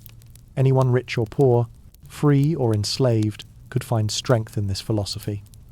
And finally, Marcus Aurelius, the philosopher king. He didn't write for publication, but for himself, as reminders in the midst of cold campaigns and political storms. His meditations read like a private diary, yet became one of the most influential works of philosophy ever written. Marcus Aurelius showed that even with an empire on your shoulders, you could still find peace within. What's remarkable is how Stoicism's heirs came from every walk of life. A poor boxer, Cleanthes; a scholar, Chrysippus; a wealthy statesman, Seneca; a slave, Epictetus; and an emperor, Marcus Aurelius. Their diversity proves Stoicism wasn't for one class, it was for everyone. Each added a new shade. Cleanthes gave it religious devotion, Chrysippus gave it logical structure, Seneca gave it literary brilliance, Epictetus gave it the toughness of lived hardship. Marcus Aurelius gave it the image of a just ruler. Together, they didn't just preserve Zeno's words, they turned them into a living legacy that endured across the centuries. From noisy Athens to mighty Rome, Stoicism kept being renewed by people who tested it in wildly different circumstances. And that's why, when we read them today, it still feels close, because this isn't dead theory, but distilled human experience, passed down through generations. As Athens slowly lost its role as the center of learning, Stoic philosophy found a new home: Rome. Unlike the Greeks, who loved debate and abstract truth, the Romans were far more practical. They cared about what helped them govern, fight, and keep order in an empire stretching from the deserts of Africa to the cold forests of Germania. And that's exactly why Stoicism took root here. It was a philosophy for living, for action, not just for argument. As early as the 2nd century BC, Greek philosophy began pouring into Rome with migrating scholars. Among them, the Stoics stood out because they turned philosophy into practical principles. It's no surprise that Roman statesmen, generals, and even emperors quickly embraced Stoicism. For them, it was a compass to steady the mind amid political storms and endless wars. One of the earliest champions was Cato, the Younger, the living symbol of Stoicism in Rome. Cato was famous for his iron character, extreme simplicity, and incorruptible integrity. He wore the same rough cloak, walked barefoot even in winter, and constantly opposed corruption in the Senate. During the Republic's chaos, Cato was one of the few who dared to stand against Julius Caesar, rejecting every bribe and offer of power. Romans praised Cato not because he won, but because he embodied the Stoic spirit. Even when stripped of everything, honor and virtue remain untouchable. From figures like Cato, Stoicism became tied to Roman politics. It taught that wealth, power, even life itself, were all beyond our control. But virtue, justice, and self-mastery, those were what defined true dignity. In a vast empire, where every official could be corrupted by greed or ambition, Stoicism was like an antidote for the soul. Then came Seneca, the orator and philosopher, who lived under Emperor Nero. Even as he served as advisor to a tyrant, Seneca wrote letters and essays urging people to stay calm in the face of death, to treat wealth as fleeting, and to find happiness in self-control. Seneca may not always have lived up to his own words. He was wealthy and sometimes compromised politically, but that tension made him human. He was the Stoic voice inside the palace, imperfect, but still keeping the flame alive in the shadow of power. Meanwhile, in a very different corner of society, Stoicism shone through Epictetus, a slave born in Hierapolis, Asia Minor. Beaten and stripped of everything, Epictetus still taught his students that true freedom doesn't lie in chains or rank, but in how you see the world. His lessons, recorded in the Discourses and Enchiridion, became handbooks for generations. Epictetus turned Stoicism into a philosophy of resilience, showing that even the lowest could preserve dignity by mastering their own thoughts. And then came the height of Stoicism in Rome, Marcus Aurelius, the philosopher emperor. He ruled during a stormy era, plagues, frontier wars, political intrigue.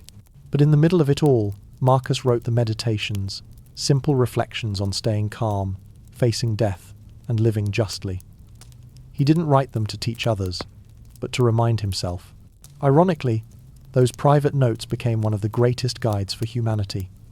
Stoicism's presence in Rome wasn't limited to individuals, it soaked into political culture.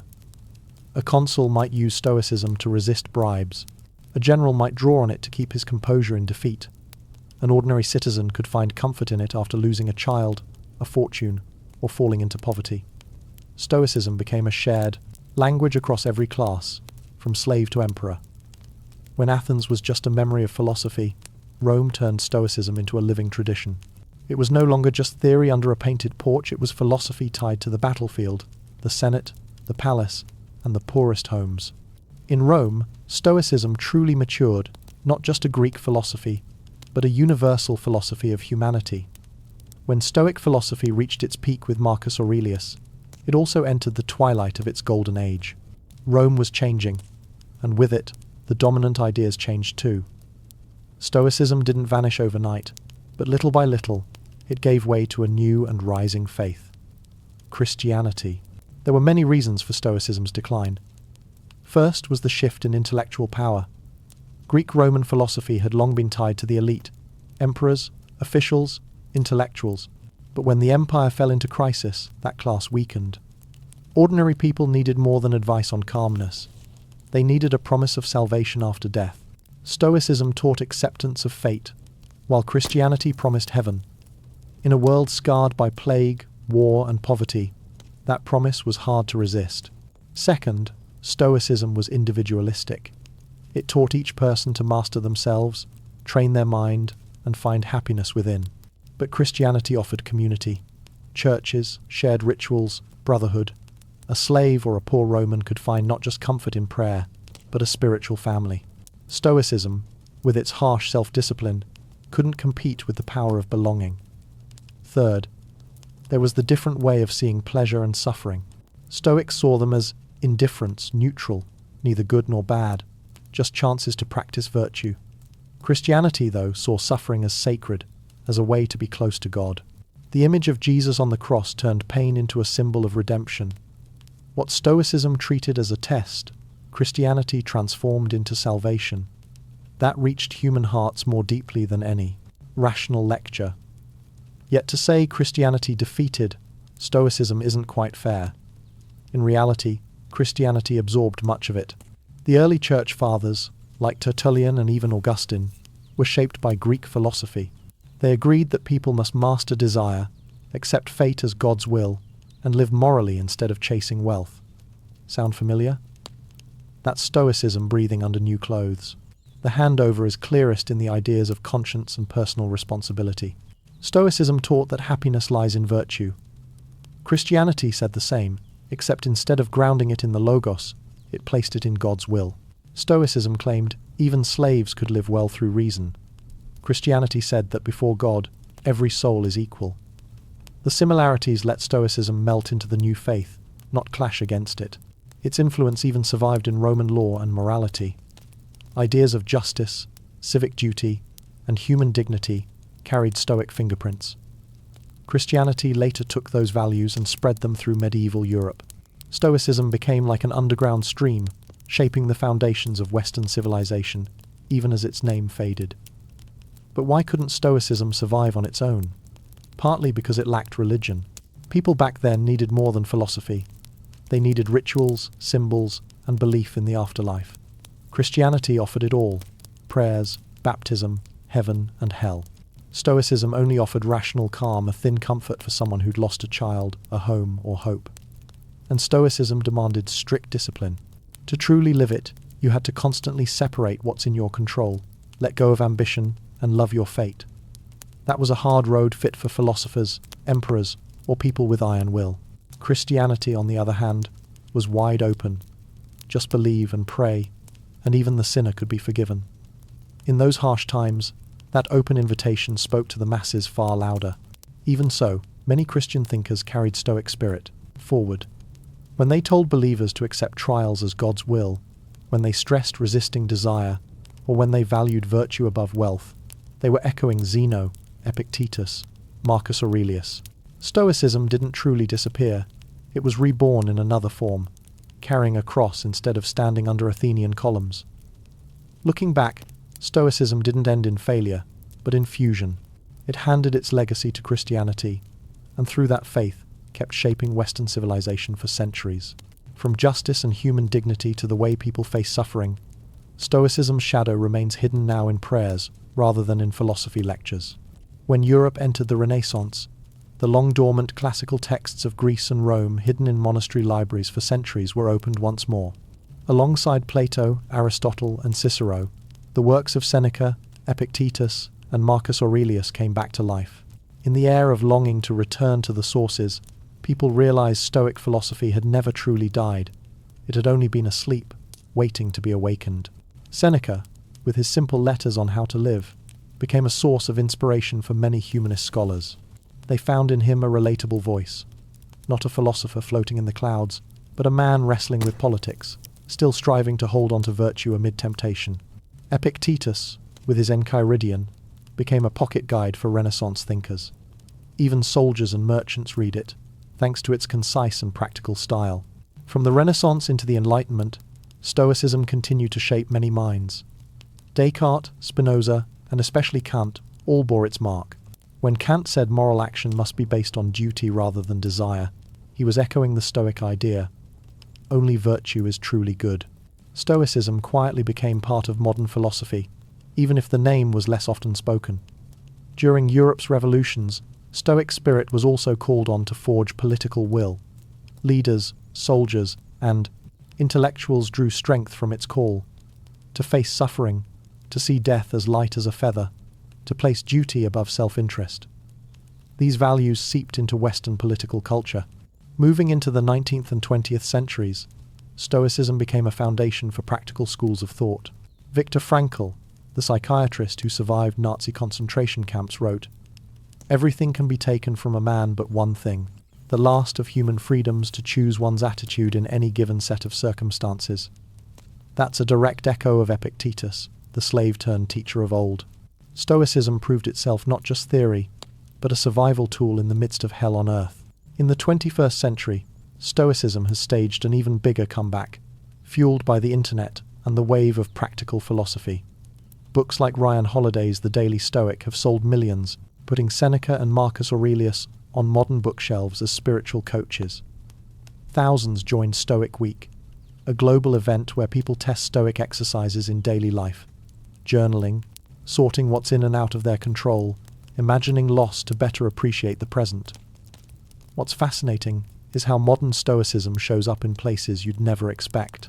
Silicon Valley entrepreneurs lean on it to face failure and pressure. Professional athletes use it to stay focused in competition. Special Forces soldiers apply its principle of control what you can control to stay calm in battle. Stoicism is no longer the philosophy of a few Greek and Roman sages. It's a global philosophy for anyone living in an uncertain world. If in the Renaissance Stoicism was honored as intellectual heritage, in the modern era it's returned as a toolkit. You don't need to read Aristotle for hours, just a few principles. Separate what's in and out of your control, love your fate, and treat virtue as the goal. Simple, compact, yet incredibly powerful in a noisy, stressful, fast-changing world. Its revival today is also thanks to how well it matches modern psychology. Cognitive behavioral therapy, CBT, one of the most popular therapeutic methods, borrows straight from Epictetus. It's not events that disturb us, but our judgments about them. Modern psychology has only systematized what was already there 2,000 years ago. Stoicism, then, has traveled in a strange full circle. From Zeno's shipwreck to the painted porch in Athens to the palaces of Rome, then sinking into Christianity, only to rise again in the Renaissance, and once more reborn in the age of the internet. It proves one thing: principles that are truly timeless never disappear. They may be forgotten, but they always return when humanity needs them most. Looking back over 2 millennia, Stoic philosophy has weathered it all. From Zeno's shipwreck to the painted porch of Athens, to the glory of Rome, its decline in the shadow of the Christian cross, its rebirth in the Renaissance, and now its flourishing in the modern era. Perhaps no philosophy has worn so many layers of history and still held on to its power. The secret lies here. Its message is too basic, too human to ever die. That message, if boiled down to a few words, is this: control what belongs to you, accept what cannot be changed, and live with virtue. Simple enough that anyone from the slave Epictetus to the Emperor Marcus Aurelius could practice it. It doesn't demand wealth, it doesn't require learning, and it asks for no rituals. All it asks is the courage to face life, with all its unfairness, loss, and chaos, and choose not to collapse. That's what makes Stoicism immortal.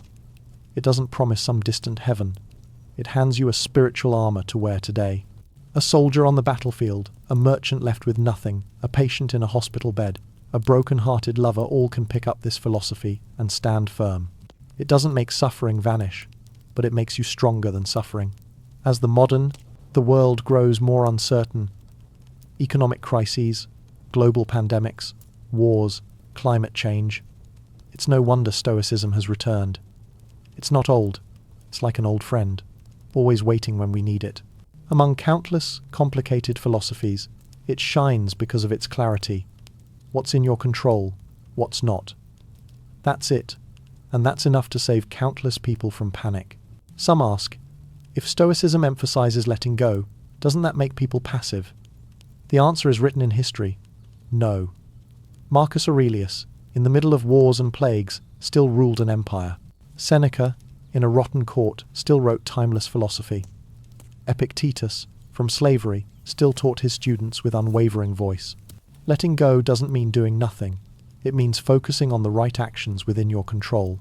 And that's the power. Stoics don't chase illusions, but they don't surrender either. They fight where they must, and they release where they must. The timeless power of Stoicism also lies in how it honors virtue in every condition. In a world that measures people by money, status, and fame, Stoicism quietly reminds us, only inner character endures. When you're rich, virtue keeps you from corruption. When you're poor, virtue keeps you from despair. When you're powerful, virtue keeps you just.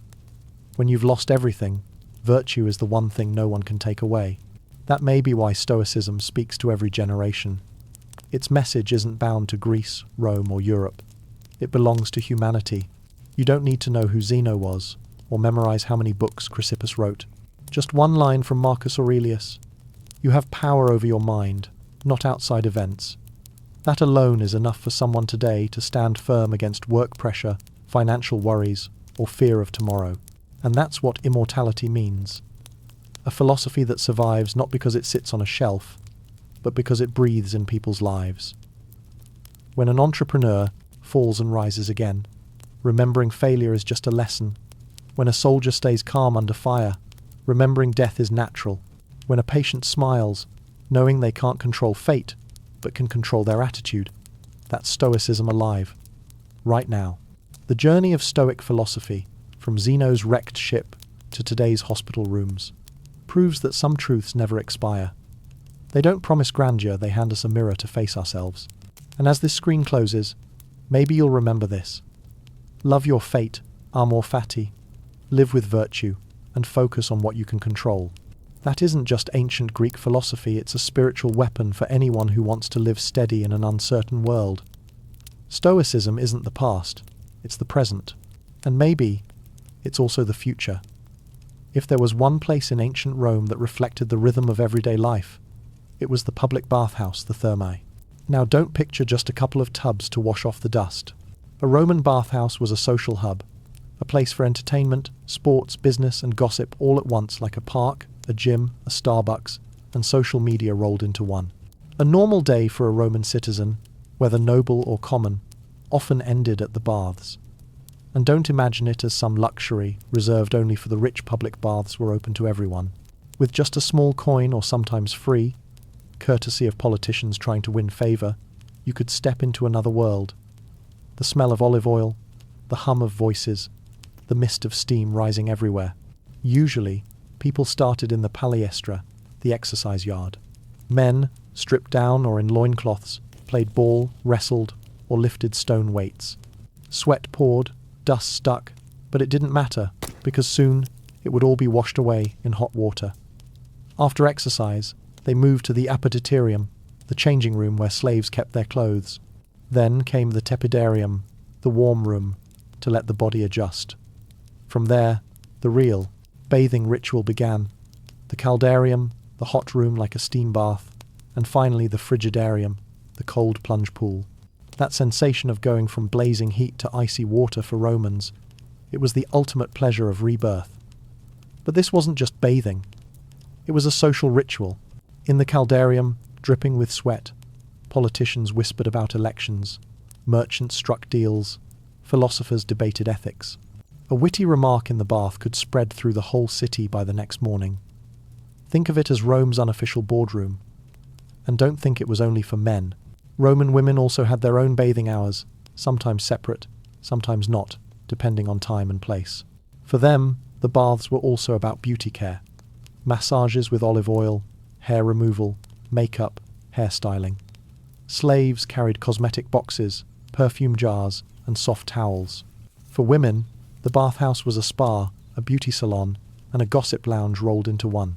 An essential part of the ritual was the strigil, a curved metal tool used to scrape oil, sweat, and dirt off the body. Romans didn't use soap like we do. They'd cover themselves in olive oil, then a slave or bath attendant would scrape it all off with the strigil. The feeling was a mix of sting and relief, like a modern exfoliation. The sound of metal sliding across skin, mingled with laughter and chatter, created the soundtrack of the thermae. And of course, food and entertainment were part of the mix. Some large bathhouses even had snack bars, wine stands, and sweet pastries. You could soak in water while sipping wine, then head to a reading room or enjoy live music. Some had small theatres where performers put on shows. The bathhouse became a place where all the senses were engaged: body, mind, and spirit. What's striking is how the thermae reflected a strange kind of equality in Rome. Here, a poor farmer could sit in the same pool as a powerful senator, at least in the world of steam and sweat class. Boundaries blurred for a while. Of course, luxuries still varied. The rich had private rooms and personal slaves for pampering, while the poor got the basics. But overall, few places in Rome brought so many social classes under one roof. What made the public baths so essential wasn't just cleanliness, it was community. Romans valued public life, and the thermae embodied that. A good citizen wasn't just present in the forum or the army, he also showed up at the baths, where his words and actions were seen by others. For many, a day without the baths was like a day without society. You didn't just miss relaxation, you missed news, gossip, and connection. In a way, the thermae were Rome's social network, built out of brick and stone.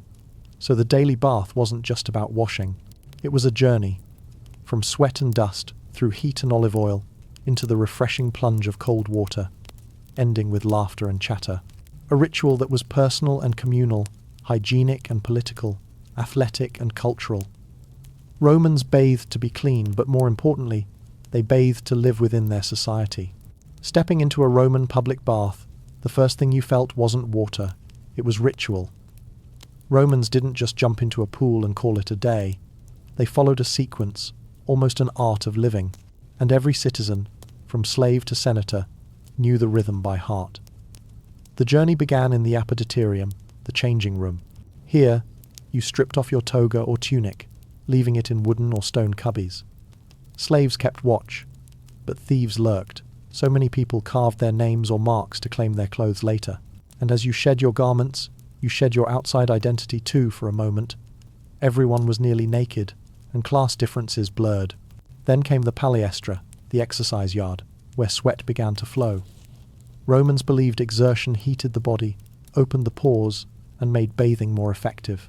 Some played ball games like harpastum, others lifted stone weights, wrestled, or jogged laps.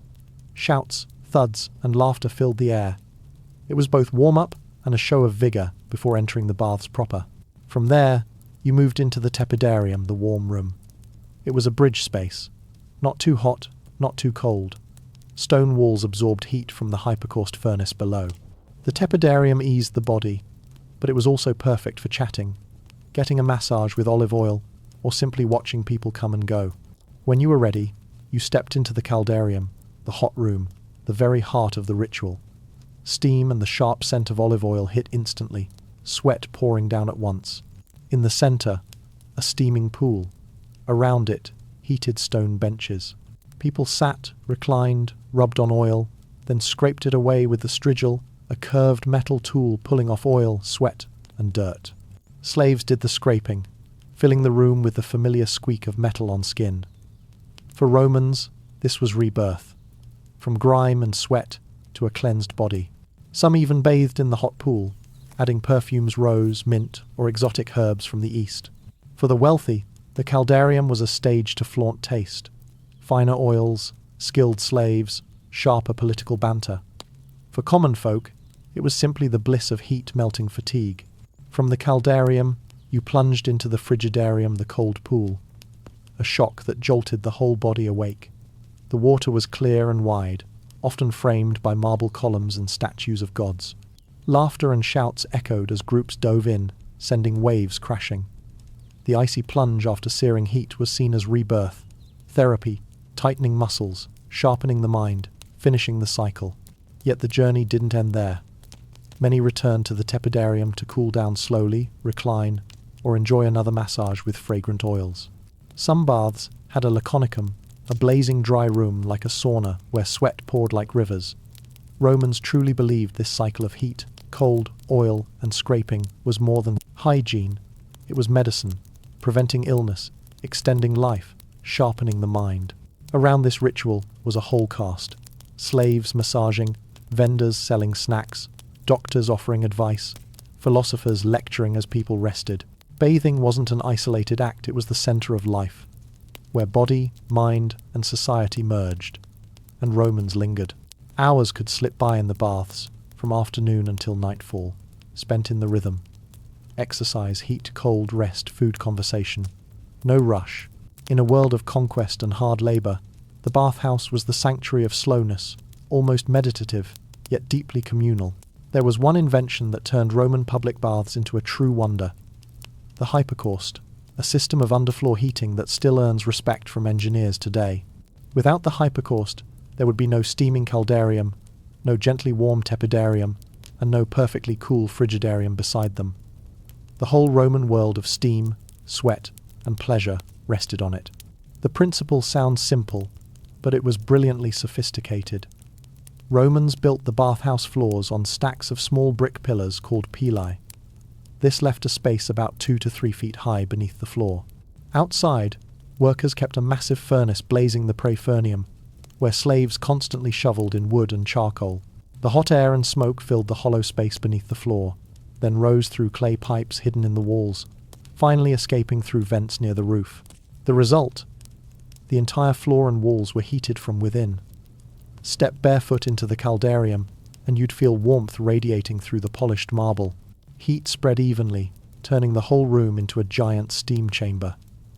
This was a leap far beyond anything in the ancient world, basically the ancestor of modern central heating. What's more, the hypocaust allowed precise temperature control. By stoking the furnace harder, or letting it ease, slaves could adjust the heat in each room. The caldarium demanded roaring fire, the frigidarium barely any, and the tepidarium sat right in the middle. The managers of the thermae were like the HVAC engineers of Rome, keeping the hot-cold cycle running smoothly. Hypocausts weren't limited to baths either.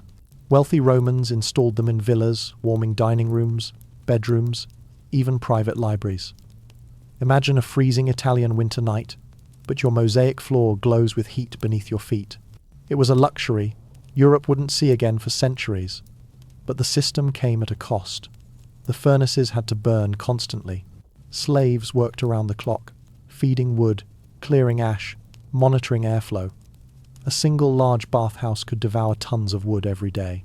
That's why thermae weren't just social hubs, they were monuments of imperial power. Only a resource-rich empire with endless labor could keep such luxury running. Technically, the design was ingenious.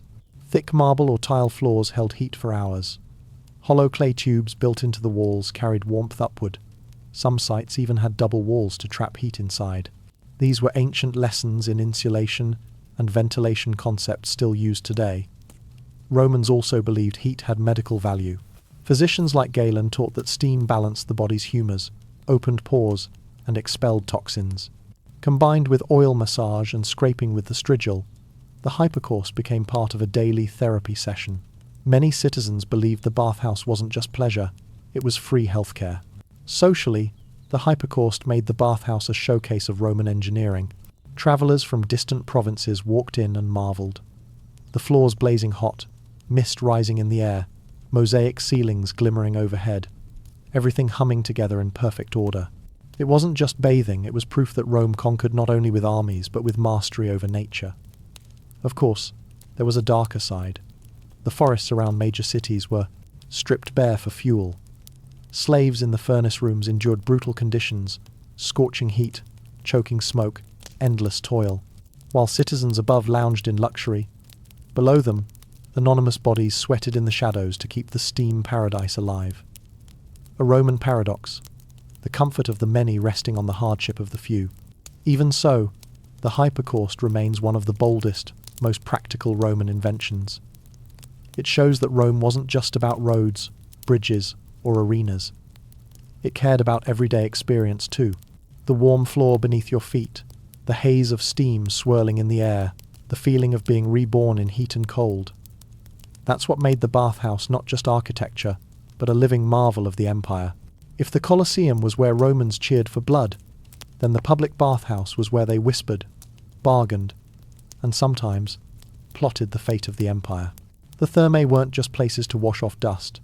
They were underground centres of society and politics, a public space where all classes mingled and information travelled faster than official messengers. Step into the frigidarium or caldarium, and you wouldn't just see citizens relaxing. You'd catch Roman politicians using sweat and olive oil as a cover for negotiations. In the thick steam, a senator might whisper to a merchant about a bridge project, or quietly promise a voter rewards if he won. The bathhouse was an open meeting room, where secrets and rumours floated with the heat. News in Rome spread like wildfire through the thermae. Today, an old man in the caldarium mutters that Caesar is preparing a new decree. Tomorrow, that rumour hits the marketplace. The bathhouse was the ancient social media, where anyone could post a story and share it through gossip. In a society where literacy wasn't universal, word of mouth in the baths was the main news channel. It wasn't just politicians. Merchants used the thermae as trading floors. Instead of sitting in dry offices, they met on hot stone benches, scraped oil with strigils, and bargained grain prices, wine shipments, or contracts. A handshake in the steam could be worth thousands of denarii. In other words, the thermae were Rome's sweat-soaked stock exchange. For intellectuals, the bathhouse was an open forum. Philosophers often sat in the tepidarium, sipping wine and debating fate, virtue, or the cosmos. Stories say even Seneca once conversed with students in a bathhouse, surrounded by laughter and chatter. For them, it was an informal classroom where philosophy and life collided. The most fascinating part, though, was the mix of classes. In the thermae, a poor farmer could share a pool with a magistrate. A veteran missing an arm might tell battle stories to a young aristocrat. The strict walls of Roman society, rich or poor, free or slave, blurred under steam. Not because Rome was equal, but because bathing was a universal need. For a brief moment, everyone was stripped bare, sharing the same space. This mix made the bathhouse the true arena of politics. A candidate hoping to win office had to show up at the thermae, greet people, shake hands, listen to complaints. Nothing worked better than chatting with voters while soaking in hot water. If the forum was the stage for speeches, the bathhouse was where persuasion happened. The empire understood this power. Many emperors built massive thermae to win public favour. Caracalla, Diocletian, each left behind a colossal bath complex, big as a small city, complete with libraries, reading rooms, and gymnasiums. For Romans, free entry into such grandeur was like receiving a gift from the emperor. It was politics built with bricks and steam. A public bathhouse could win more loyalty than a bag of coins. But the thermae were also places of quiet surveillance. In the crowded rooms, whispers of dissent, complaints about the emperor, or hints of conspiracy could easily be overheard by informants. That's why the baths were paradoxical. Spaces where people felt free, yet where power was always listening. Beyond politics, they were social theatres. Many people went not to wash or scheme, but to meet friends. They listened to poetry, watched small performances, or just gossiped. Some flaunted exotic perfumes, others bragged about last night's banquet. Every day in the thermae was like a social marketplace, where news, reputation, and relationships were traded non-stop. For the Romans, public bathing wasn't just pleasure, and it wasn't just politics, it was part of a healthy lifestyle.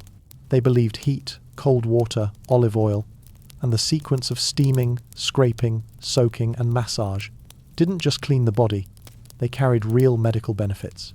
The thermae, in this sense, were both spa and preventive hospital. First, look at their medical framework. Romans inherited Hippocrates and Galen's theory of the four humours: blood, phlegm, yellow bile, and black bile. Health, to them, came from balancing these fluids. Illness meant too much heat, too much cold, or an excess or deficiency of one humour.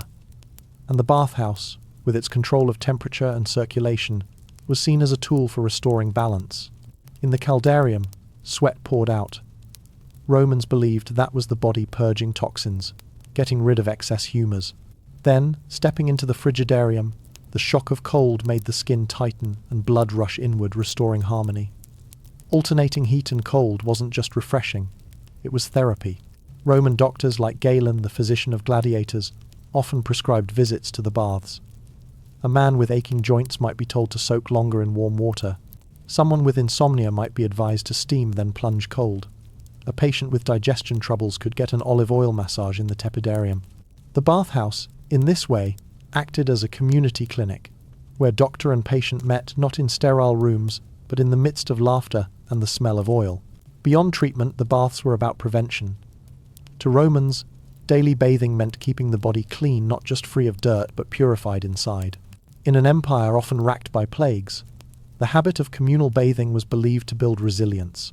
From today's view, hundreds of people sharing the same pool could spread disease, but in their eyes, the baths stood as symbols of hygiene and health. On top of that, Thermae integrated other health practices.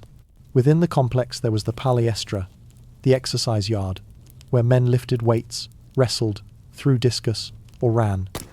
This was the workout half of Roman wellness. After exertion, moving into the caldarium and frigidarium completed the cycle of recovery.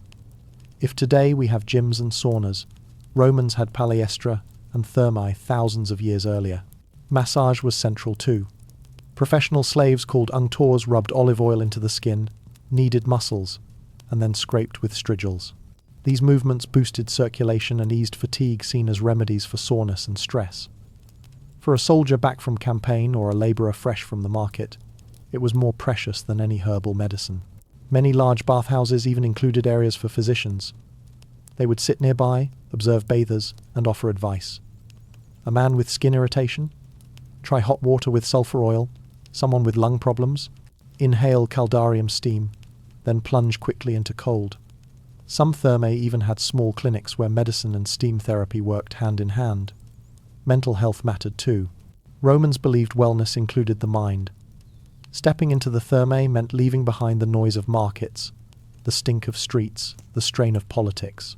Instead, you were surrounded by the cool air of the frigidarium, the trickle of fountains, the glow of marble walls. It was therapy for the spirit, relaxation, release, and lightness.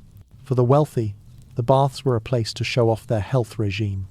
Who had the finest oils, the most skilled masseurs, or the most famous doctor's advice all on display?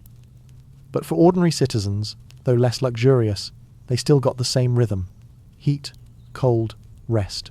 At least inside the thermae, health wasn't a privilege, it was a shared right. The irony was, the same crowds that made baths vibrant also made them breeding grounds for disease. Skin infections, colds, even tuberculosis spread. Yet this paradox didn't deter Romans. To them, the benefits outweighed the risks. Even in outbreaks, many still went to thermae for recovery, as if the baths themselves were the last shield against death. From today's perspective, we can smile. Much of Roman medicine is outdated, but their routine of exercise, hot-cold bathing, massage, and relaxation feels remarkably close to modern holistic wellness. In many ways, the thermae were ancient wellness centers, where body and spirit were treated side by side. Step through the gates of a grand Roman bathhouse, and the first thing that hits you isn't the pools. It's the sheer spectacle of the architecture. Complexes like the thermae of Caracalla or Diocletian weren't just for bathing, they were marble declarations that Rome could build anything beyond its age. These massive thermae were laid out in a series of connected halls, aligned along a symmetrical axis. You'd move from the open-air palaestra into the apoditerium, then gradually through the tepidarium, caldarium, and frigidarium. Every space was calculated to keep crowds flowing smoothly, as if you were taking part in a ritual. With thousands of people visiting at once, this precision in design turned the bathhouse into a mini-city. Vaulted ceilings soared, sometimes dozens of meters high, giving the feeling you'd walked into a cathedral. These domes weren't just for show, they vented steam upward to prevent suffocation. The Romans mastered the arch and barrel vault, marrying their strong concrete with brick and stone, making buildings both massive and airy. Standing beneath mosaic-decorated vaults, sunlight pouring in through half-moon windows, you felt more like you were in a palace than a bath. Floors shimmered with multicolored marble, white, green, red, black, laid in geometric patterns or scenes of the sea. When light hit the polished stone, the whole room glowed like a living painting. On the walls, mosaics told myths: Apollo strumming his lyre, Venus rising from the waves, Hercules hefting his club. Romans didn't just bathe, they bathed inside art. Statues of gods, emperors, even gladiators stood everywhere. In the Frigidarium, you might soak under the gaze of Neptune, god of the sea, or stare at a marble likeness of Emperor Caracalla, the builder himself. These statues weren't mere decor, they reminded bathers that divine and imperial eyes watched even in moments of nakedness. Light itself was engineered. Architects used tall windows and reflective surfaces to scatter sunlight onto the water, making pools glitter like mirrors of the sky. At sunset, red light streamed through the arches into the caldarium, turning steam into a mystical haze. This play of light made bathers feel they'd stepped into a dreamlike world, half real, half otherworldly. But grandeur didn't come at the cost of comfort. Curved stone benches hugged the body, wide corridors eased movement, insulated walls kept temperatures steady. Roman architecture always paired beauty with utility, even in the bathhouse. In the largest thermae, the space expanded into full complexes: libraries, lecture halls, gardens, and courts. You could soak in hot water, discuss poetry, then stroll marble colonnades to read an epic. It was art, knowledge, and leisure blending into one experience. Sound was another dimension. Stone walls and high vaults amplified voices. Laughter, conversation, splashing water, the scrape of strigils all merged into a living symphony. While your eyes feasted on statues and mosaics, your ears were wrapped in the music of daily life. Even scent played a role. The aroma of olive oil, rose and mint perfumes mixed with the heat of the caldarium and the damp coolness of the frigidarium, creating an atmosphere both luxurious and distinctive. Moving from room to room was like walking through shifting worlds of fragrance. Together, these elements made the thermae a total work of art. Architecture, sculpture, painting, light, sound, and scent. Each bath was not just hygiene or socializing, it was an aesthetic journey. Romans believed beauty itself added to health and dignity. To bathe in such splendor was to affirm you were a citizen of a mighty empire. In a rigidly stratified empire like Rome, where slaves were mere property and senators were treated almost like demigods, the public bathhouse brought an interesting paradox. Everyone could bathe together. But bathing together didn't mean true equality. Differences of class and gender still lingered, only veiled by steam and laughter. First came the matter of class. A poor farmer, after a long day in the fields, could still spare a few coins to enter the thermae. There, he might sit right next to a local magistrate or a wealthy merchant. At least in that naked moment, everyone looked the same. But the differences showed in the details. The poor might simply soak themselves, while the rich arrived with a few slaves to serve them, carrying imported perfumes from the East, soft towels, even food. For them, bathing wasn't just about cleanliness, it was about showing off. For the elite, the bathhouse was a stage of power. A senator might arrive with his entourage, have slaves massage him right in the caldarium, and even lay out a small feast. Every action, every rare perfume bottle was a silent message. I'm not like the rest of you. Meanwhile, common folk settled for basic oils, shared stone benches, and hoped their clothes weren't stolen in the apoditerium. Slaves, of course, were there too, not as bathers, but as attendants. They carried oils, scraped sweat with strigils, massaged their masters. Some might sneak a quick splash when their owners were distracted, but most only breathed the steam without ever truly enjoying it. So within the same space, inequality still pulsed. Some enjoyed, others served. Gender was trickier. Romans, far less strict than the Middle Ages, accepted that women needed baths too, but mixed or separate bathing depended on the era and the city. In some places, men and women bathed at the same time, sparking plenty of gossip about immorality. The historian Juvenal once mocked that noble women used the bathhouse as cover for affairs, pretending to steam while secretly meeting lovers. In larger cities, to avoid scandal, schedules were set: mornings for women, afternoons for men. Some thermae even built separate female sections, smaller, less decorated, but still with hot, cold, and massage rooms. The difference was clear. Men had grand spaces, towering ceilings, statues of gods. Women bathed in humbler chambers, their public role quietly reduced. Yet Roman women weren't entirely passive. During their hours, they turned thermae into social salons, gossiping, showing off jewelry, trying new perfumes, chatting about fashion, even whispering about behind-the-scenes politics. Senators' wives found their own way to be part of public life, even indirectly. Children were brought too. Young boys splashed into the frigidarium, laughing as the icy shock made them shiver. Teenagers worked out in the palestra, learning how to become strong Roman citizens. For them, thermae were a second school teaching not just fitness, but social cues. How adults talked, how the world really worked. Soldiers had their own rituals. After grueling campaigns, they were rewarded with time in the baths, a way to heal body and spirit. In the caldarium, old wounds eased. In the frigidarium, they felt reborn. Many veterans later said that stepping into the bathhouse was more precious than plunder. Yet despite divisions, the heart of it was this. The thermae bound the community through shared presence. The rich flaunted wealth, the poor soaked up news, women built networks, children learned maturity, soldiers restored strength. Every group had its own reason to be there, and together they made the bathhouse the beating heart of Roman life. If you think Romans only went to the thermae to soak in hot and cold pools, you're only seeing half the picture. For them, the public bathhouse was a full-scale entertainment centre, where every corner offered something to keep people there all afternoon, sometimes until late at night. Right next to the pools was the palestra, the sports ground. This was where young men showed off their muscles with weight-throwing, wrestling, or a small ball game called harpastum.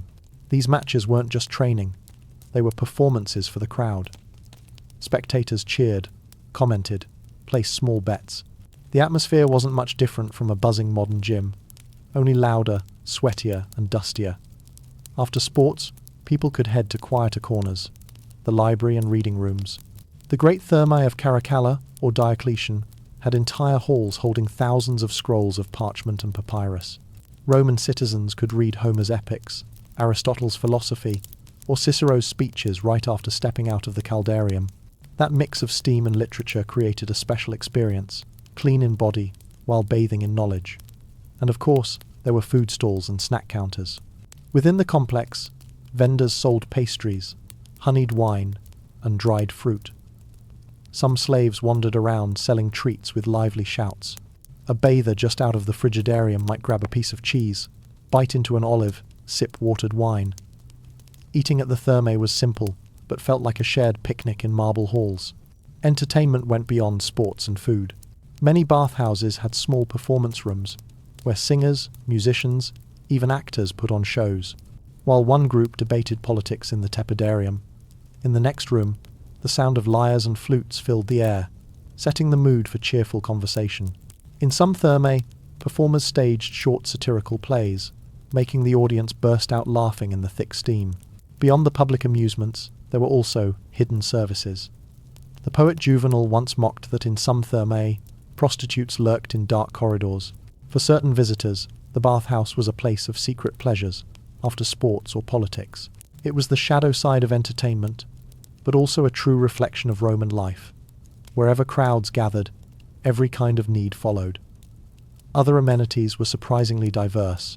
Some bathhouses had philosophy rooms, quiet spots for scholars to argue. Some had gardens to stroll through, breathing fresh air after bathing. A few even had cosmetic shops selling perfumes, powders, and combs, especially targeting women and nobles who wanted to beautify themselves right after leaving the hot rooms. What's remarkable is that all these services were designed for the masses. For a small fee, Roman citizens could access the same amenities as the wealthy. Sports, food, libraries, music. That's why the thermae were called palaces of the people, lavish, yet open to the public. This entertainment space also tied directly to community life. A group of friends could work out, share snacks, bathe, and talk until late. Families brought children to the palestra to play sports while parents relaxed in the tepidarium. The elderly met old friends in the library, trading political stories. Every activity, big or small, intertwined, turning the thermae into a living social network. Seen another way, it was this variety that made the public bathhouse the one-stop entertainment hub, meeting every need: exercise, relaxation, learning, beauty, food, and connection. In a single day, a Roman could experience every kind of leisure activity that today we split between gyms, spas, cafes, libraries, and theatres. They had it all, wrapped inside one marble complex, where steam drifted through the air all afternoon. Public bathhouses weren't just places to wash. They were brick, steam, and marble declarations that Rome stood at the peak of ancient civilization. Here, engineering, politics, society, culture, and art blended together, turning the thermae into dazzling symbols of an empire that knew how to turn everyday comfort into a display of power. First, look at the scale. The baths of Caracalla could hold more than 1,600 people at once, spanning nearly 25 hectares, about the size of a modern neighborhood. They didn't just have hot, cold, and warm pools, but also libraries, sports grounds, gardens, even classrooms and theatres. A citizen stepping inside, whether rich or poor, felt like part of a great community. That was Rome's soft power, winning people over with comfort, not just with swords. The architecture, with its soaring vaults, gleaming marble columns, statues, and shimmering mosaics, was proof of Rome's mastery of design. Romans conquered not only through military might, but also by conquering space itself. When you tilted your head up to those towering arches, with sunlight slicing through half-moon windows, you didn't just see beauty, you saw a message. This empire could do what no one else could. The hypercourse system, like a hidden heart, kept every room warm, a marvel of controlling nature. No other civilization at the time could heat floors, warm walls, and fill entire halls with steam. A Roman bathhouse was both a wellness center and a stage for technology. Every brick, every pipe, whispered the same truth. Rome wasn't just strong, it was smart. But beyond engineering, public baths embodied Roman community. This was where classes blended. Men, women, children, soldiers, merchants, all had reasons to be there. You could overhear senators whispering deals, merchants signing contracts, women chatting about jewelry, kids learning sports. That mix gave Rome its unique identity. Not just an empire of armies and laws, but an empire of public life. Bathhouses also reflected a philosophy of balance. People needed both body and spirit. Romans knew that after war, labor, or politics, citizens had to rest, wash, read, and listen to music.